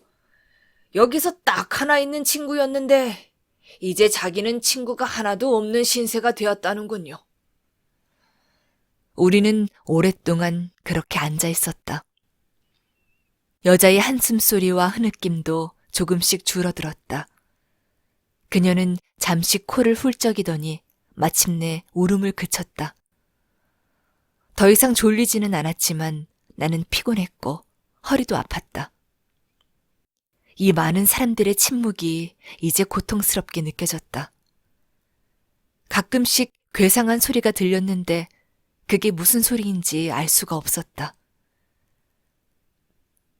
그러다가 나는 그 소리가 몇몇 노인들이 볼 안쪽을 빨아서 내는 야릇한 소리라는 것을 알게 되었다. 그들 스스로는 모두들 각자의 깊은 생각에 잠겨 그런 소리를 내는지도 알아차리지 못하는 것 같았다. 나는 그들 앞에 누워있는 시신도 그들 눈에는 아무런 의미를 주지 못한다는 인상을 받았다. 하지만 나중에 생각해보니 그건 잘못 받은 느낌인 것 같았다. 관리인이 우리들에게 커피를 따라주었다. 그 다음에는 무슨 일이 있었는지 기억이 나지 않는다. 밤이 지나갔고 어느 순간 눈을 떴을 때 노인들이 서로 기대에 잠들어 있는 것을 본 기억은 어렴풋이 난다. 하지만 단 한 사람만이 지팡이를 마주잡은 손등 위에 턱을 꿰고 앉아 내가 깨어나기를 기다리는 것처럼 나를 뚫어지게 쳐다보고 있었다. 그러고 나서 나는 다시 잠이 들었다가 허리가 너무 아파서 눈을 떴다. 유리창으로 날이 밝아오는 게 보였다. 잠시 뒤에 노인 한 사람이 깨어 심한 기침을 해댔다. 그는 커다란 체크무늬 손수건에 가래를 뱉어냈는데 마치 속을 모두 비틀어 짜는 듯했다. 그 때문에 다른 사람들이 잠에서 깼다. 관리인은 그들에게 갈 시간이 되었다고 알려주었다. 불편하게 밤을 샌 탓에 잿빛이 된 얼굴로 그들이 일어섰다. 방문을 나서면서 매우 놀랍게도 그들은 모두 내 손을 잡고 악수를 했다. 서로 말 한마디 주고받지 않았지만 마치 지난밤이 우리들의 친밀감을 두텁게 만든 것 같았다. 나는 피곤했다. 관리인이 자기 방에 데려다 주어 간단한 세수를 했다. 그리고 또 밀크 커피를 마셨는데 무척 맛있었다. 밖으로 나왔을 때에는 해가 떠올라 있었다. 바다와 마렌고 사이를 가로막은 언덕들 위로 하늘빛이 불그스름했다. 언덕 위로 불어오는 바람에는 소금기가 실려 있었다. 아름다운 하루가 막 시작되려는 참이었다. 나는 오랫동안 야외에 나가본 일이 없었다. 엄마 일만 아니었으면 산책하기에 딱 좋겠다는 생각이 들었다. 안뜰에 있는 플라타너스 아래에서 기다렸다.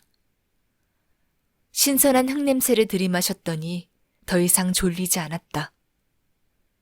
사무실 동료들 생각이 났다. 지금쯤 그들은 출근하려고 막 일어났을 것이다. 나는 늘 그때가 제일 힘들었다. 그런 생각에 좀 더 빠져보려 했으나 건물 안에서 울리는 종소리에 생각이 흩어져 버렸다.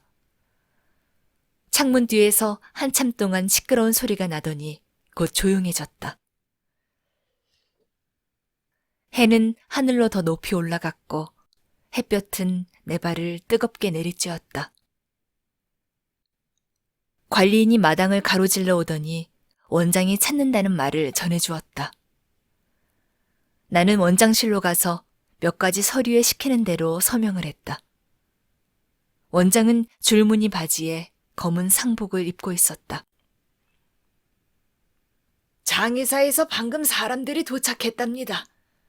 관뚜껑을 닫으려는데 그 전에 어머님을 마지막으로 보셔야지요. 원장은 수화기를 들고 내게 말했다. 내가 안 보겠다고 하자 그가 목소리를 낮춰 수화기에 대고 명령을 내렸다. 비자크, 사람들에게 일을 시작하라고 하게.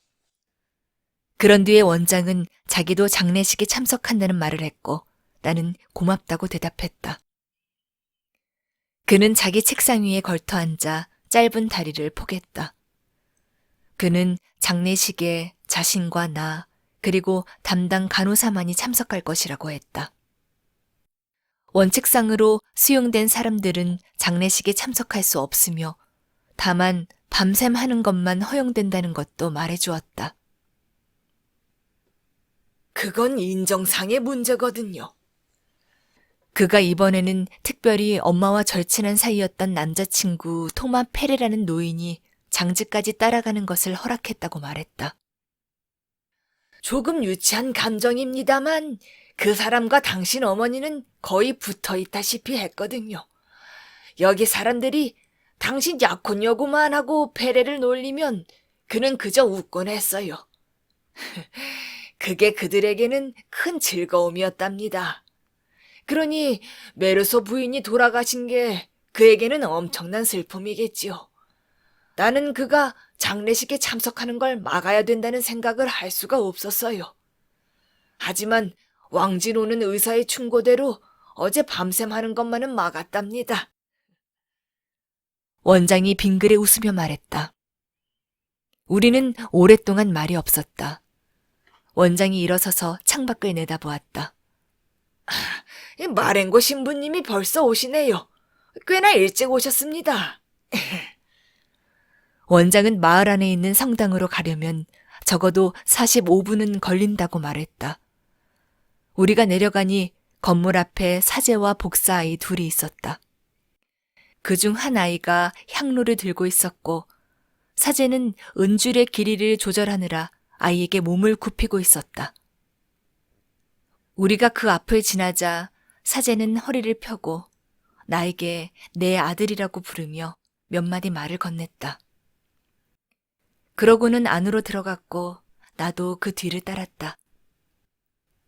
못이 박힌 관과 검은 옷을 입은 인부 4사람이 방에 있는 것을 보았다. 원장이 내게 연구차가 길에서 기다리고 있다는 말을 하자 신부의 기도가 시작되었다. 그 뒤로 모든 일이 빠르게 진행되었다. 인부들이 덮을 천을 들고 관 앞으로 다가갔다. 사제와 복사들, 나와 원장은 밖으로 나왔는데 처음 보는 여자가 서 있었다. 원장이 나를 그 부인에게 소개했다. 메르소 씨입니다. 이름은 듣지 못했지만 그녀가 담당 간호사라는 것을 알 수 있었다. 그녀는 미소도 짓지 않은 채 바짝 마르고 길쭉한 얼굴을 숙였다. 우리는 관이 지나갈 수 있도록 옆으로 비켜섰다. 우리가 인부들 뒤를 쫓아 양로원을 나서니 연구차가 문 앞에 서 있었다. 니스칠을 해서 번쩍이는 직사각형 차는 필통을 생각나게 했다. 차 옆에는 키가 작고 우스꽝스러운 옷을 입은 장례 진행자와 몸이 조금 불편해 보이는 노인이 한 명 서 있었다. 나는 그가 페레시라는 것을 알 수 있었다. 그는 위쪽이 동그랗고 태가 넓은 모자를 쓰고 있다가 관이 문을 지날 때 그것을 벗었다.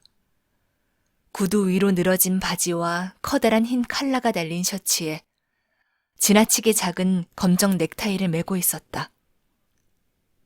주근깨가 가득한 코 밑에 있는 입술이 바르르 떨렸다.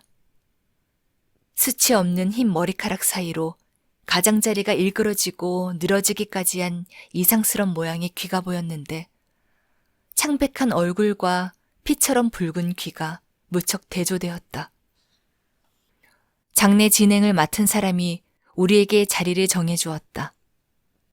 사제가 맨 앞에, 그 다음이 연구차, 그 주위로 인부 4명과 뒤를 이어 원장과 나, 마지막으로 담당 간호사와 페레시가 뒤따르기로 했다.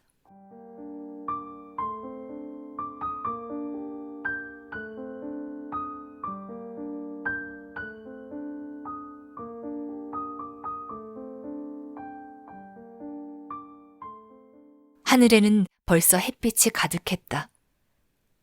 그것이 땅으로 내려앉자 더위가 기승을 부렸다. 이유는 몰랐으나 우리는 출발하기 전에 상당히 오랫동안 기다렸다.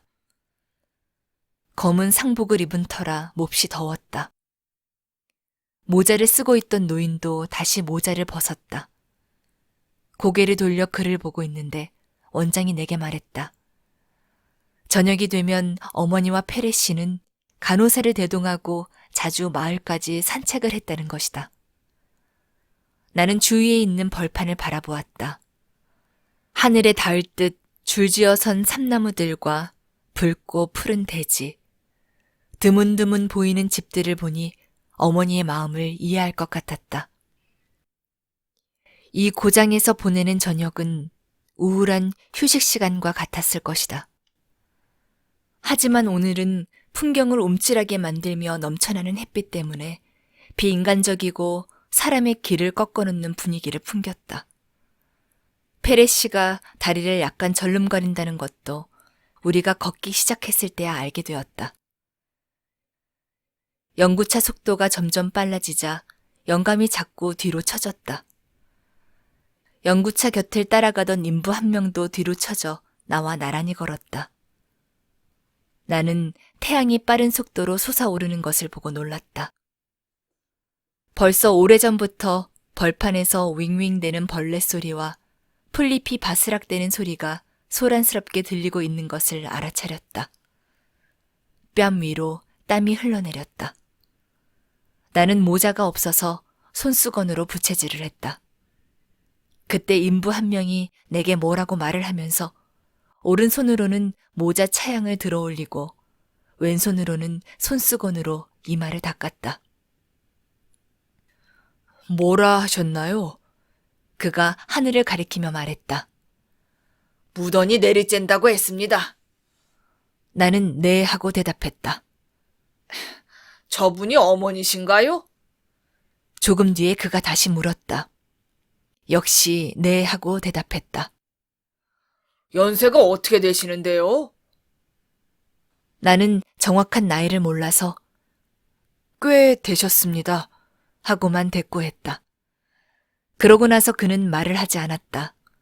뒤를 돌아보니 페레 씨가 한 50m 정도 뒤처져 따라오고 있었다.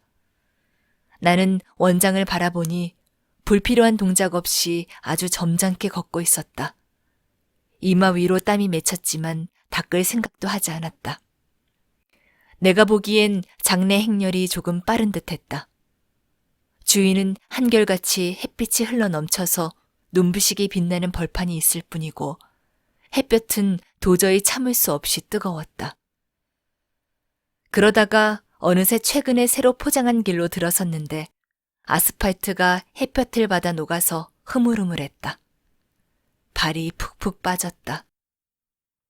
아스팔트가 벌어지면서 진득한 콜타르가 번쩍거렸다. 연구차 위로 보이는 운전사의 모자는 마치 이 진창에서 빚어서 굳힌 것처럼 보였다. 푸르고 흰 하늘과 갈라진 아스팔트에 끈적이는 검은색. 사람들이 입은 상복에서 뿜어져 나오는 흐릿한 검은색.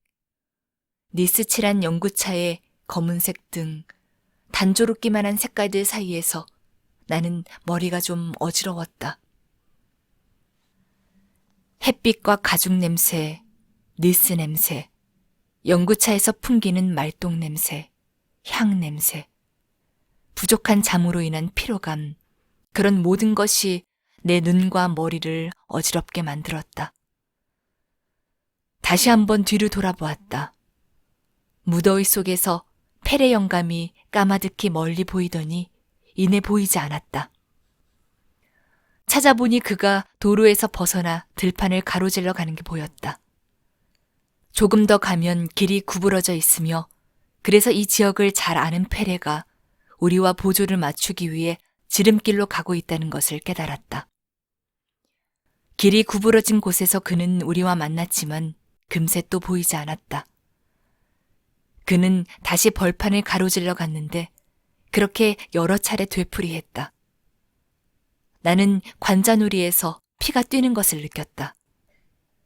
그 다음에는 모든 게 빠르고 확실하고 자연스럽게 흘러가서 내 기억에 남는 게 없다.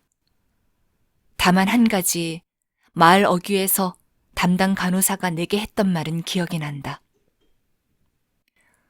천천히 가면 일사병에 걸릴 위험이 있거든요.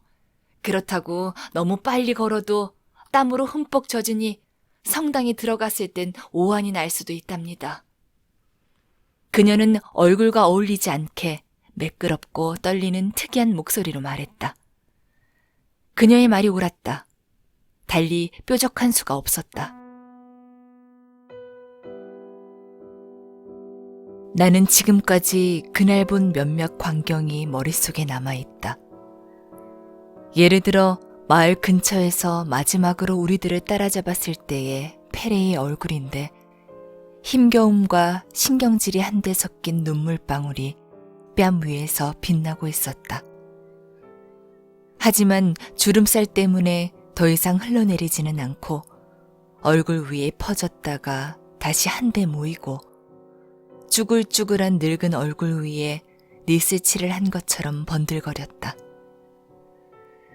그리고 성당과 거리에 서 있던 마을 사람들, 묘지 위에 붉은 제라늄들과 마치 관절이 해체된 인형처럼 페레가 기절한 일, 어머니 관 위로 굴러떨어지던 붉은 흙덩이, 그 속에 보이는 하얀 나무 뿌리들, 사람들과 목소리들, 마을과 어느 카페 앞에서 기다린 일, 쉬지 않고 붕붕대던 엔진 소리, 마침내 버스가 RG에 도착해서 빛의 둥지 속으로 돌아와 이제는 드러누워 12시간 동안 실컷 잠을 잘 수 있겠다고 생각했을 때의 내 기쁨들 같은 것들이 기억난다.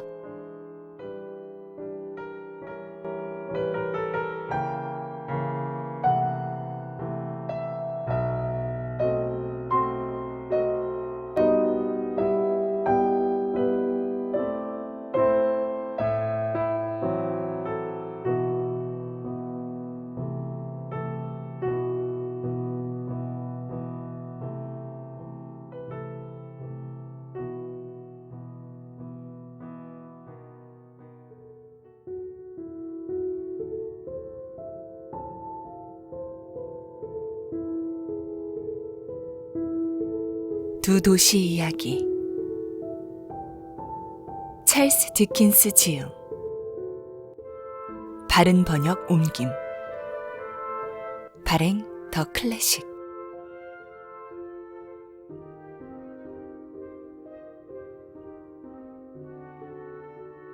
제1부 부활. 1장 시대. 최고의 시대이자 최악의 시대요. 지혜의 시절이자 어리석음의 시절이었으며 믿음의 세월이자 회의의 세월이요. 빛의 계절이자 어둠의 계절이었고 희망의 봄이자 절망의 겨울이었다. 우리 앞에는 모든 것이 있으면서 아무것도 없었고 우리는 모두 곧장 천국을 향해 가고 있으면서도 곧장 지옥으로 가고 있었다. 요컨대 그 시대가 현재와 어찌나 닮아 있었던지 당시에 가장 말 많은 일부 권위자들조차 선과 악, 즉 극단적인 대조만이 허락되는 세상이라고 주장할 정도였다. 영국의 왕좌에는 턱이 큰 왕과 얼굴이 못생긴 왕비가 앉아 있었다. 그리고 프랑스의 왕좌에는 턱이 큰 왕과 얼굴이 어여쁜 왕비가 앉아 있었다. 이 두 나라에서 사리사욕을 채우며 살아가는 왕실 귀족들에게는 이런 일반적인 상황이 영원히 지속되리라는 전망이 수정보다도 더 명쾌해 보였다. 때는 서기 1775년이었다. 영국인들은 그 좋던 시절에도 지금처럼 영적 계시를 믿었다. 최근에 조애너 사우스콧이 행복한 25번째 생일을 맞을 즈음 근위 기병대 소속의 앞을 내다볼 줄 아는 한 병사가 런던과 웨스트민스터에 몰락이 도래했다고 선언함으로써 그녀의 장엄한 등장을 예고했다. 바로 작년인 1858년에 유령들이 사물을 두들겨 메시지를 전하고 간 것처럼 콕 레인에 유령이 나타나 테이블을 두들겨 메시지를 전달하고 간 후로 딱 12년이 지난 때였다. 그러나 이상하게 들릴지 몰라도 영국 왕실과 국민들이 얼마 전 아메리카에 거주하는 영국 국민의회로부터 받은 정세에 관한 세속적인 메시지들이 콕 레인 지역의 닭들에게서 태어난 병아리들이 전하는 어떤 영적인 메시지보다도 인류에게 훨씬 더 중요한 소식임이 밝혀졌다. 방패와 삼지창으로 상징되는 자매국인 영국보다 영적인 문제에 전반적으로 흥미가 없었던 프랑스는 지폐를 마구 찍어내고 써버리면서 거침없이 내리막길로 굴러 떨어지고 있었다. 게다가 프랑스는 기독교 성직자들의 비호를 받으며 비 오는 날 약 50m 거리 밖에서 눈앞으로 지나가는 사제들의 추잡한 행렬에 예를 갖추기 위해 무릎을 꿇지 않았다는 이유로 젊은이의 양손을 자르라고, 집게로 혀를 뽑으라고, 산채로 화형에 처하라고 선고하는 등 인도적이기 그지없는 만행을 일삼고 있었다.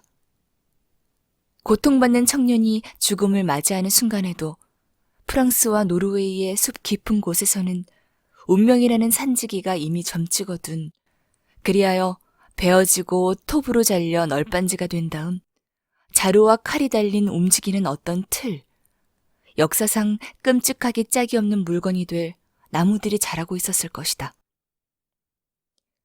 파리 근교에서 거친 땅을 일구며 살아가는 어떤 농부들의 허름한 헛간에는 죽음이라는 농부가 대혁명 때 사형수를 옮기는 데 쓰려고 미리 따로 챙겨둔 조야한 수레가 총구석의 진흙을 뒤집어 쓴 채 돼지가 꿀꿀대고 닭들이 회를 치는 와중에 바로 그날의 비바람을 피해 보관되어 있었을 것이다. 그러나 운명이라는 산지기와 죽음이라는 농부는 쉬지 않고 일을 하면서도 조용히 일을 했기에 그들의 발소리를 죽이고 돌아다니는 동안 아무도 그 소리를 듣지 못했다. 잠자지 않고 깨어있다는 의심을 조금이라도 샀다가는 무신론자나 반역자로 몰릴 수도 있었기에 더욱 그랬다. 영국에는 국가로서 내세울 만한 질서와 치안이 눈꼽만큼도 없었다. 심지어 런던에서조차 흉악한 무장강도와 노상강도가 밤마다 활개를 쳤다.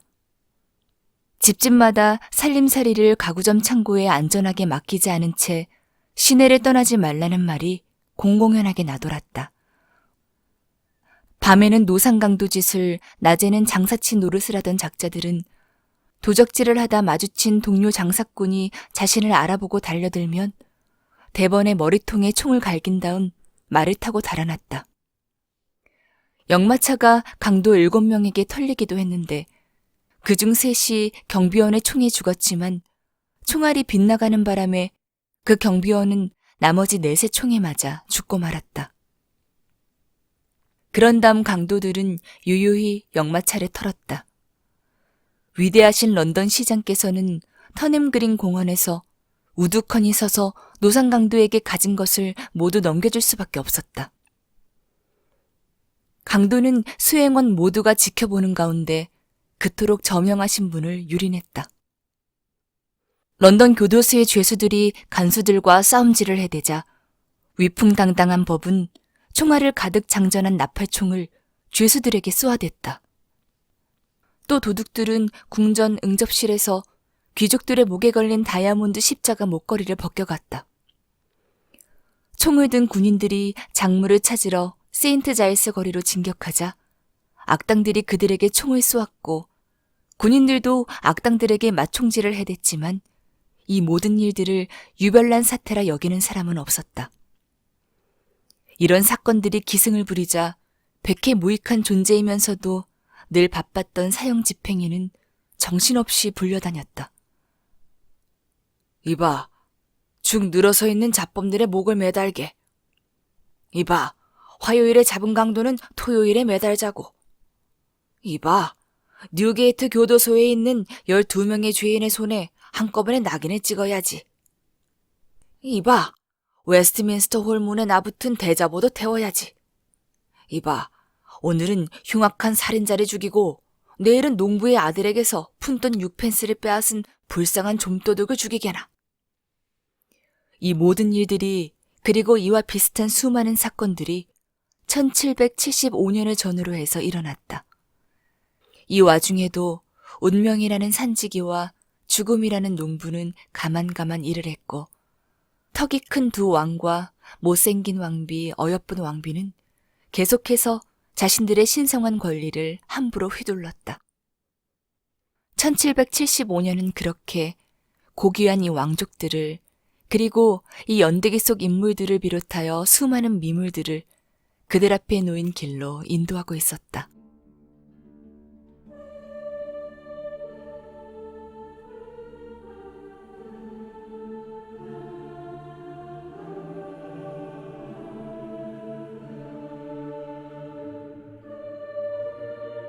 (2) 장 역마차 11월 말 어느 금요일 밤 이 이야기의 첫 번째 등장인물 앞에 도버로가 펼쳐져 있었다. 도버로는 슈터스힐 고개를 삐걱거리며 오르는 역마차 앞에도 펼쳐져 있었다. 우리의 등장인물은 다른 승객들과 함께 역마차에서 내려 진창길을 걸어오르고 있었다. 걷기 운동이 좋아서가 아니라 그럴 수밖에 없는 상황이었다.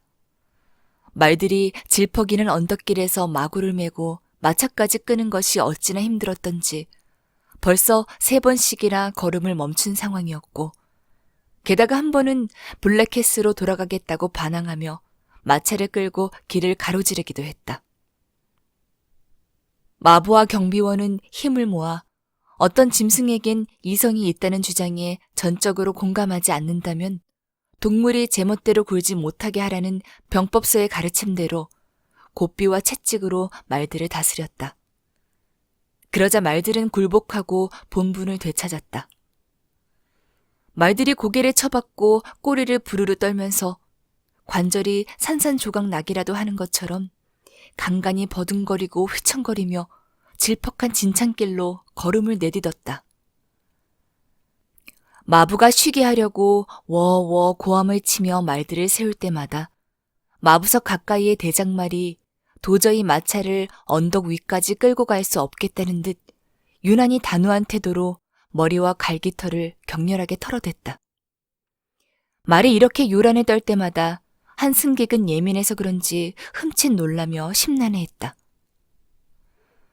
땅이 꺼진 곳마다 모락모락 피어오르는 안개가 깃들 곳을 찾지 못하고 헤매는 악령처럼 을씨년스럽게 언덕 위에서 서성댔다. 끈끈하면서도 몹시 차가운 안개가 불결한 바다에서 파도가 치듯 잔물결을 일으키며 천천히 허공을 떠다니다가 다른 안개를 만나면 뒤덮어버렸다. 안개의 움직임과 몇 미터 거리의 길바닥 말고는 마차의 불빛에 아무것도 보이지 않을 만큼 지독한 안개였다. 말들이 기운을 쓰느라 안개 속으로 콧김을 내뿜고 있어서 그 안개를 모두 말들이 뿜어낸 것 같았다. 우리의 등장인물 외에도 승객 2명이 마차 옆에서 터벅터벅 언덕을 오르고 있었다. 셋 다 얼굴과 귀를 꽁꽁 싸매고 무릎까지 올라오는 장화를 신고 있었다. 겉모습만으로는 다른 2사람이 어떻게 생겼는지 알 수 없었다. 셋 다 육체의 눈은 물론 마음의 눈까지 되도록 많이 싸매서 동행자들에게 자신을 숨기고 있었다. 당시에는 길에서 만나는 사람은 누구든 도적 혹은 도적대와 한패일 수 있기 때문에 여행자들은 짧은 자기소개만으로 신뢰감을 드러내는 법이 없었다. 도적대와 한패인 놈들에 관해 말하자면 모든 여인숙과 선술집 안에 주인에서부터 가장 미천하고 별 특징 없는 마곡간지기에 이르기까지 두목에게 돈을 받고 일하는 누군가가 있을 수 있었기 때문에 그렇게 생각하는 것이 가장 확실했다. 1775년 11월 어느 금요일 밤, 역마차의 경비원이 역마차 뒤편에 자기 자리에 선 채로 발을 구르며 앞에 있는 무기 상자를 한 눈과 한 손으로 지키면서 생각에 잠겨 있었다. 무기 상자의 맨 아래에는 단검이, 그 위에는 장전한 대형 권총 67자루가, 그리고 맨 위에는 장전한 나팔총 1자루가 들어있었다. 도보행 역마차의 분위기가 늘 그렇듯이 정감이 넘쳐서 경비원은 승객들을 의심하고 승객들은 경비원을 그리고 서로를 의심했다. 모두가 자신을 제외한 나머지를 의심했고 마부는 말 말고는 아무도 믿지 않았다. 하지만 이 동물들이야말로 양심적으로 말해서 이런 노정을 견뎌내기에 적합하지 않다고 성경을 걸고서라도 맹세할 수 있을 정도였다. 와. 자, 이제 한 번만 더 힘을 쓰면 정상이다. 젠장, 겨우 이만큼 올라오는데 이리 말썽이니 원. 이봐 줘. 마부가 말했다. 왜 그러나? 경비원이 대답했다. 지금 몇 시쯤인지 알아? 줘? 11시 10분일세. 짜증난 마부가 불쑥 소리쳤다. 아유, 내가 미쳐. 그런데도 아직 슈터스 언덕에도 못 올랐단 말이지. 이리야, 어서 움직여. 말을 듣지 않던 대장말이 채찍질에 반항하기를 그만두고 정상을 향해 나아가자 나머지 3마리 말들도 뒤를 따랐다. 다시 한번 도보행 역마차가 옆에서 장화를 신고 걸음을 옮기는 승객들과 함께 힘겹게 언덕을 올랐다. 그들은 마부가 마차를 세우면 함께 멈췄고 마차 옆에서 계속 행동을 같이 했다. 셋 중 누구라도 다른 2사람에게 조금만 앞서서 안개와 어둠 속으로 걸어가자고 했다면 그는 노상강도라는 의심을 사서 금방이라도 총에 맞았을 것이다. 말들이 마지막 힘을 짜내어 역마차를 언덕 꼭대기로 끌어올렸다. 말들이 멈춰서서 숨을 고르는 동안 경비원이 마차에서 내려 미끄러지지 않게 바퀴를 고정한 다음 문을 열고 승객들을 태우려 할 때였다. 이봐 줘. 마부가 마부석에서 내려다보며 다급한 목소리로 외쳤다. 왜 그래, 톰? 2사람이 귀를 기울였다. 말 한 마리가 걸어오고 있단 말일세, 줘. 말 한 마리가 달려오고 있단 말이겠지, 톰. 경비원이 몸을 돌리며 잡고 있던 문고리를 놓고 잽싸게 자기 자리로 올라갔다. 승객 여러분, 왕명이니 어서 숨으시오. 경비원이 이렇게 서둘러 지시하면서 나팔총에 공이치기를 당겨 공격 자세를 취했다. 우리의 등장인물이 마차에 오르려고 계단에 서 있었다. 다른 두 승객도 그의 뒤에 바짝 붙어 서서 마차에 오르려던 참이었다. 그의 몸은 절반은 마차 안에, 절반은 마차 밖에 걸쳐 있었고, 다른 두 승객은 아직 그 아래 길바닥에 서 있었다. 그들은 일제히 마부와 경비원을 번갈아 바라보며 귀를 기울였다. 마부가 뒤를 돌자 경비원도 뒤를 돌아보았고, 심지어 고집불통 대장말까지 귀를 쫑긋 세우고 고분고분하게 뒤를 돌아보았다. 삐걱거리며 움직이던 마차의 소리가 멎자 주위가 고요해졌고, 거기에 밤의 적막함까지 스며들어 쥐죽은 듯한 침묵이 감돌았다. 말들이 숨을 헐떡이는 통에 마차가 흥분한 듯 흔들렸다. 승객들의 심장이 귀에 들릴 듯이 쿵쾅거렸다. 순간적인 침묵 안에 숨통이 조여오는 그 느낌. 사람들이 숨죽이고 있는 모습. 기다림으로 점점 빨라지는 심장박동이 고스란히 담겨 있었다. 말 달리는 소리가 격렬하고 빠르게 언덕 위로 올라왔다. 경비원이 있는 힘껏 외쳤다. 이봐 거기! 멈춰! 발포하겠다! 벼랑간 말발굽 소리가 멎더니 안개 속에서 첨벙대며 당황하는 소리와 함께 한 남자의 목소리가 들려왔다. 그 마차 도보행 역마차요? 내 놈이 상관할 바 아니잖아. 내 놈 정체가 뭐야? 경비원이 받아쳤다. 도보행 역마차 맞수? 그걸 왜 알려고 들지? 에이, 맞는다면 승객을 찾고 있수. 어떤 승객? 자비스 로리씨요. 우리의 등장인물이 자기 이름이라고 바로 대답했다. 경비원, 마부, 나머지 두 승객이 수상하다는 듯 그에게 시선을 돌렸다. 경비원이 안개 속에서 외쳤다. 그 자리에 가만히 서 있어. 내가 총을 쏘는 실수를 하게 되면 평생 되돌릴 수 없을 테니까. 롤이라는 승객과 직접 얘기해라. 무슨 일이요? 누가 날 찼소? 제리 자넨가? 승객이 약간 떨리는 목소리로 물었다. 저놈이 제리라면 제리라는 놈 목소리가 마음에 안 들어. 제리라. 내가 좋아하기엔 목소리가 좀 거칠군. 경비원이 속으로 투덜댔다. 그렇습니다, 로리 씨. 뭐 때문에 그러나? 저쪽 TN 컴퍼니에서 로리 씨께 빨리 편지를 전하라고 해서요. 경비원, 내가 아는 심부름꾼이요. 로리가 길로 내려서며 말했다. 다른 두 승객은 깍듯하다 못해 재빠르게 길을 터주고는 곧장 마차에 올라 문을 닫고 창문을 올렸다. 가까이 불러오든가. 걱정 안 해도 되겠구먼. 경비원이 혼잣말인 양 툴툴거렸다. 그러면야 다행이지만 당최 믿을 수가 있어야지. 이봐, 거기! 나 여기 있으다.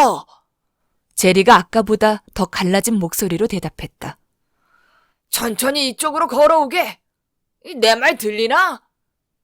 안장에 권총집을 걸어놓았다면 그쪽으로 손을 뻗지 않는 게 좋을 거야. 내가 총알을 만지기만 하면 사고를 치는 인사거든. 자, 이제 모습을 드러내봐. 말과 말 탄 사람이 회오리 치는 안개를 뚫고 천천히 모습을 드러내더니 승객이 서 있는 역마차 옆으로 다가왔다. 말을 탄 심부름꾼은 몸을 숙인 채 경비원에게 눈길을 한번 준 다음 승객에게 작게 접힌 편지를 내밀었다. 심부름꾼과 갈색 말은 둘 다 머리에서 발끝까지 온통 진흙을 뒤집어 쓰고 있었다. 경비원. 승객이 업무상 비밀이라도 터놓듯 조용한 목소리로 불렀다.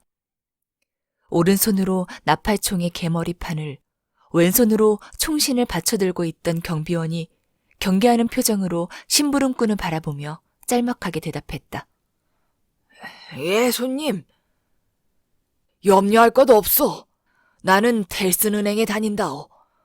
런던에 있는 텔슨은행이야 알 테고. 나는 업무를 보러 파리에 가는 길이오. 그런데 술값으로 한 25센트 정도 내어줄 테니 이 편지 좀 읽어봐도 되겠소? 지체되지만 않는다면요, 손님. 그는 마차 옆쪽에 달린 등불빛 아래서 편지를 펼쳐 읽었다. 처음에는 눈으로 읽어보고는 이내 큰 소리로 읽었다. 도버에서 아가씨를 기다리시오. 경비원, 보다시피 아주 짧은 내용이요. 제리, 가서 내 대답을 전하게. 부활했다라고. 제리가 안장에 앉은 채 흠칫 놀라며 완전히 갈라진 목소리로 말했다. 별 희한한 대답이 다 있군요. 그렇게만 전하면 내가 전가를 받았다는 걸 그쪽에서도 알 걸세. 답장을 쓴 거나 다름없으니 밤길 조심해서 부지런히 가게나. 이렇게 말하며 승객은 마차의 문을 열고 올라탔다. 재빠르게 시계와 지갑을 장화 속에 숨겨둔 두 승객은 도와줄 생각은 전혀 하지 않고 이런 경우에 보통 그러하듯 잠든 척하고 있었다. 자칫 다른 행동을 하다가 빠질지도 모르는 위험을 피하고자 할 뿐 별다른 의도는 없었다. 내리막길이 시작되면서부터 더욱 농밀해진 안개의 회오리에 휩싸인 채 마차가 다시 느릿느릿 움직이기 시작했다. 경비원은 곧바로 나팔총을 무기상자에 집어넣으며 안에 든 내용물과 허리에 찬 보조용 권총을 확인하고 좌석 밑에 둔 더 작은 상자를 살펴보았다. 그 상자에는 대장장이용 연장 몇 개와 불을 붙이는 회 2자루, 부식깃 한 상자가 들어있었다. 이렇게 만반의 준비를 해둔 까닭에 이따금 일어나는 일이긴 하지만 마차의 등불이 바람이나 폭풍 후에 꺼지더라도 마차 안에서 부싯돌과 쇠꼬챙이로 쉽고 안전하게, 그것도 운 좋으면 5분 안에 지푸라기에 불을 붙일 수 있었다. 톰! 지붕 저편에서 부드러운 목소리가 들려왔다. 왜 그러나, 조? 자네도 아까 그 편지 내용 들었지? 그랬지? 뭔 소린지 자넨 알겠던가, 톰? 전혀 모르겠던데, 조. 피차 일반이구먼. 나도 그렇다네. 경비원이 흥얼거렸다. 안개와 어둠 속에 홀로 남겨진 제리는 말에서 내려 지친 말을 쉬게 하는 동안 얼굴에 묻은 진흙을 닦아내고 모자챙에서 2리터는 좋게 됨직한 물을 짜냈다. 그런 다음 물이 잔뜩 튄 팔에 굴레를 걸고 서 있다가 역마차의 바퀴 소리가 완전히 잦아들고 밤의 정적이 다시 내려앉고 나서야 몸을 돌려 언덕을 내려갔다. 템플바에서부터 전속력으로 달려왔으니 아줌마, 평지에 내려서기 전까지는 내가 아줌마의 네 다리를 어떻게 믿을 수 있겠어? 목소리가 걸걸한 심부름꾼이 앞말을 바라보며 말했다. 부활했다라니? 참 별스러운 대답도 다 있지. 너한테 하등 도움이 될 게 없어, 제리. 너 말이야, 제리. 부활하는 게 유행이 된다면 넌 공경에 처하고 말 거라고, 제리.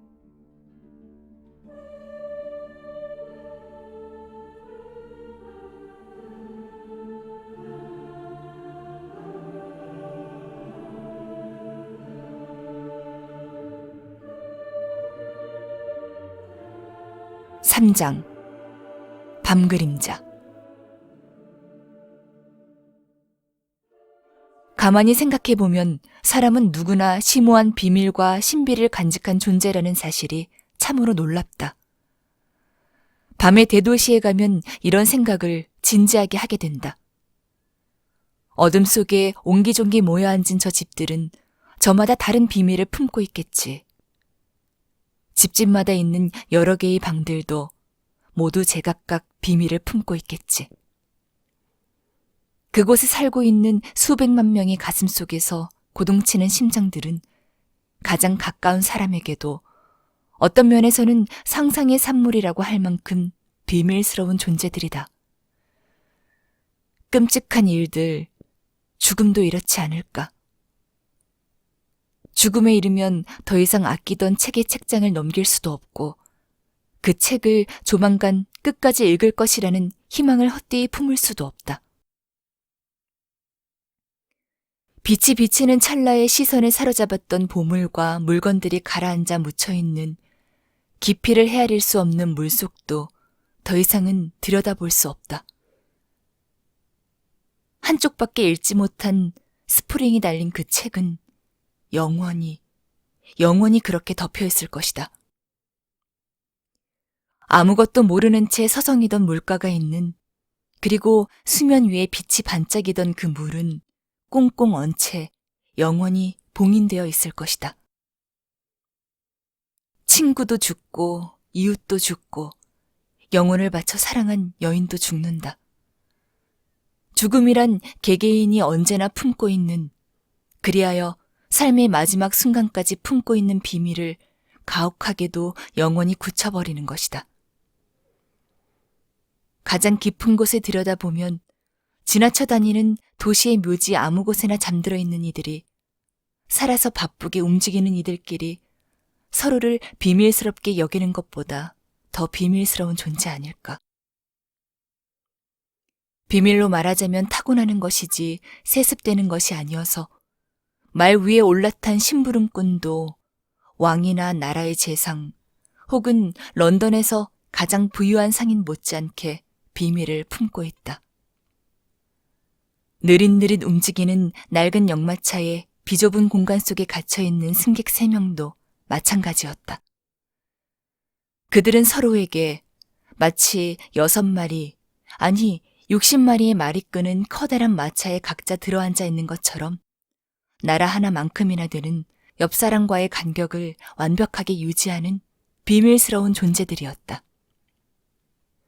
심부름꾼은 말을 타고 느긋하게 돌아오다가 한 장 걸치려고 단골 술집에 들렀지만 비밀을 드러내지 않겠다는 듯 눈 위까지 비스듬하게 모자를 눌러쓰고 있었다. 차림새와 걸맞게 그의 두 눈은 겉보기에 검은색을 띄었지만 깊이가 없었고 서로 떨어져 있으면 뭔가 들키기라도 할 것처럼 양 미간이 몹시 좁았다. 그의 두 눈은 삼각형 재떨이처럼 생긴 낡은 모자 아래로, 그리고 얼굴과 목을 칭칭 감고도 거의 무릎까지 내려올 만큼 큰 머플러 위로 위협적인 시선을 던지고 있었다. 술집에 앉아서 그는 오른손으로 술잔을 들이키는 동안에만 잠깐씩 왼손으로 머플러를 걷어 올렸다가 이내 다시 머플러를 여몄다. 아니야, 제리, 아니라고. 심부름꾼은 말을 타고 오는 내내 같은 말을 되뇌고 있었다. 제리, 좋을 게 없다니까? 제리, 넌 정직한 장사꾼이야. 그건 네가 하는 장사랑 상관없는 일이야. 부활이라니? 술에 취해 있었던 게 분명해. 로리의 답변 때문에 어찌나 머릿속이 혼란스러웠던지 몇 번이고 모자를 벗고 머리를 긁어야 할 지경이었다. 그는 듬성듬성 벗어진 정수리 부분만 빼고 머리 전체에 뻣뻣한 흑발이 삐죽삐죽 나 있었고 넓적하고 커다란 코 언저리에도 비슷한 털이 자라고 있었다. 그것은 머리에 난 머리카락이라기보다는 바깥쪽으로 튼튼하게 못을 박아놓은 대장장이의 작품 같아서 아무리 등짓고 뛰어넘기를 잘하는 사람이라도 손사래를 칠 만큼 위험해 보였다. 심부름꾼은 로리의 대답을 가지고 텔슨 은행으로 가고 있었다. 그가 템플바 옆에 위치한 텔슨 은행 문 앞 경비실에 있는 야간 경비원에게 그 대답을 전하면 경비원이 은행 내부의 높으신 분에게 그 말을 전할 것이다. 돌아가는 내내 자신을 뒤따라오는 밤그림자가 그의 눈에는 그 대답 속에 담긴 메시지같이 으스스했다. 그의 눈에만 그런 것이 아니라 안말의 눈에도 밤 그림자가 마음속에 숨겨둔 걱정거리 같았나 보다. 그림자만 보면 움찔하는 것으로 보아 걱정거리가 꽤 많은 모양이었다. 몇 시쯤일까? 영마차는 속내를 알 수 없는 남자 3명을 태운 채 느릿느릿, 삐걱삐걱, 덜컹덜컹, 기우뚱기우뚱 지루한 길을 가고 있었다. 갈피를 잡을 수 없는 생각이 잠겨 꾸벅꾸벅 졸고 있는 그들의 눈에도 밤그림자가 자신의 모습을 보여주는 것 같았다. 영마차 안에서 텔슨은행의 업무가 계속되고 있었다. 은행원 승객은 마차가 심하게 덜컹거릴 때 구석으로 쏠리거나 옆 사람에게 부딪히지 말라고 매단 가죽끈에 한 팔을 끼고 앉아 있었다. 그가 제자리에서 눈을 반쯤 감고 졸고 있을 때 흐릿한 마차 불빛이 자그마한 창문으로 비쳐들고 있었다. 그는 맞은편 승객의 거대한 짐꾸러미를 은행 삼아 바쁘게 은행 업무를 보는 꿈을 꾸고 있었다. 덜컹거리는 마차 소리가 짤랑대는 동전 소리로 들렸다. 마차 안에서 그가 5분 동안 지급한 어음의 액수가 실제로 5분 동안 텔슨은행이 모든 국내외 고객들에게 지급하는 액수보다 3배나 많았다. 그러더니 그의 눈앞에 귀중품과 기밀 문서를 보관하고 있는 텔슨은행의 튼튼한 지하금고가 늘 알고 있던 모습처럼 활짝 문을 연 채 나타났다. 그는 커다란 열쇠꾸러미와 희미하게 흔들리는 촛불을 들고 안으로 들어가 모든 것이 지난번 봤을 때와 똑같이 안전하고 튼튼한지 견고하고 무사한지 확인했다. 그는 거의 내내 은행에 있었고 줄곧 마차 안에 있었는데도 밤새도록 그의 머릿속을 떠나지 않고 흘러다니는 광경이 또 하나 있었다. 그는 누군가를 파내려고 무덤으로 가는 길이었다. 그의 앞에 모습을 드러낸 무수한 얼굴 가운데 묻혀있는 사람의 진짜 얼굴이 어떤 것인지 밤그림자는 가르쳐주지 않았다. 모두가 45살쯤 된 남자의 얼굴이었지만 얼굴에 띄고 있는 표정과 그들이 뿜어내는 송장 같은 분위기가 저마다 달랐다. 하나의 얼굴에 자부심, 경멸, 반항심, 아집, 비굴함, 비애가 차례로 떠올랐다. 볼이 폭 꺼진 얼굴, 창백한 안색, 비쩍고른 손과 골격, 모두 제각각이었다. 하지만 기본적으로는 하나의 얼굴이었고 머리는 이미 하얗게 새어 있었다. 승객은 졸면서 이 유령에게 수없이 질문을 던졌다. 얼마나 묻혀 있었습니까? 늘 같은 대답이었다. 18년이 다 되어간다오. 누군가 무덤에서 꺼내줄 거라는 희망은 모두 버렸습니까? 오래전에요. 부활하리라는 걸 알고 있었습니까? 그들이 그렇게 말해주더군요. 살고 싶으신가요? 잘 모르겠어. 따님을 데려오는 게 좋을까요? 아니면 가서 만나시겠습니까? 이 질문에 대한 대답은 매번 달랐고 뒤죽박죽이었다. 어떤 때는 잠깐만 이렇게 빨리 그 애를 만났다가는 난 죽고 말 거요 라며 끝장난 듯 대답했다. 어떤 때는 애처롭게도 비오듯 눈물을 흘리며 날 그 애에게 데려다줘요 라고 했다. 어떤 때는 어리둥절한 표정으로 빤히 쳐다보며 난 그런 여자 몰라요. 무슨 소린지 모르겠구려 라고 했다. 이런 가상의 대화를 나눈 다음 승객은 환상 속에서 이 가련한 목숨을 끄집어내려고 땅을 파내고 파내고 또 파냈다. 처음에는 삽으로, 이내 커다란 열쇠로, 그러다가 2 손으로 땅을 파냈다. 마침내 흙 묻은 얼굴과 머리를 다 파내자 그는 벼랑간 먼지가 되어 날아갔다. 그러면 승객은 정신이 들어서 창문을 내리고 뺨으로 현실 속의 안개와 비를 느꼈다. 그러나 눈을 뜨고 안개와 비, 램프에서 뿜어져 나와 떠다니는 빛의 조각, 꿈틀꿈틀 뒤쪽으로 물러나는 산 울타리를 바라보는 동안에도 마차 밖의 밤 그림자가 마차 안의 밤 그림자 무릿속으로 쏟아져 들어왔다. 템플바 옆에 위치한 실제 은행 건물, 전날 처리했던 실제 업무, 실제 금고, 자신이 받은 실제 속달 편지, 자신이 보낸 실제 답장, 이 모든 것들이 그곳에 있었다. 그런 것들 사이로 요령 같은 그 얼굴이 떠올랐고 다시 대화가 시작되었다. 얼마나 묻혀 있었습니까? 18년이 다 되어간다오. 살고 싶으신가요? 잘 모르겠어. 파내고 파내고 파내고. 그는 다른 두 승객 중 한 명이 더 이상은 못 참겠다는 듯 몸짓으로 창문 좀 닫으라고 나무랄 때까지 계속 땅을 파냈다. 그는 가죽끈에 몸이 흔들리지 않게 팔을 걸고서 잠든 두 승객에 대해 이런저런 추측을 해보고 있었는데 정신이 까무룩 흐려지면서 두 사람은 은행과 무덤 속으로 미끄러지듯 사라져버렸다. 얼마나 묻혀 있었습니까? 18년이 다 되어간다오. 누군가 무덤에서 꺼내줄 거라는 희망은 모두 버렸습니까? 오래전에요. 이런 말들이 방금 막 들은 것처럼, 실제로 들은 것처럼 또렷하게 귓전에서 맴돌았다. 피곤한 승객이 날이 밝아 정신을 차리고 밤그림자가 사라져버린 것을 알게 된 후에도 말이다. 그는 창문을 내리고 해가 떠오르는 모습을 바라보았다. 갈아놓은 밭일랑이 보였는데 거기에 쟁기가 간밤에 말들에게서 벗겨놓은 자리에 그대로 놓여 있었다. 그 너머로 아직 나무에 붙은 채 타는 듯이 빨갛게 그리고 황금빛으로 물들어가는 잎사귀들이 우거진 관목숲이 고요하게 펼쳐져 있었다. 땅은 차고 습했지만 하늘은 청명했고 태양은 눈부시고 잔잔하고 아름답게 떠올랐다. 태양을 바라보며 승객이 말했다.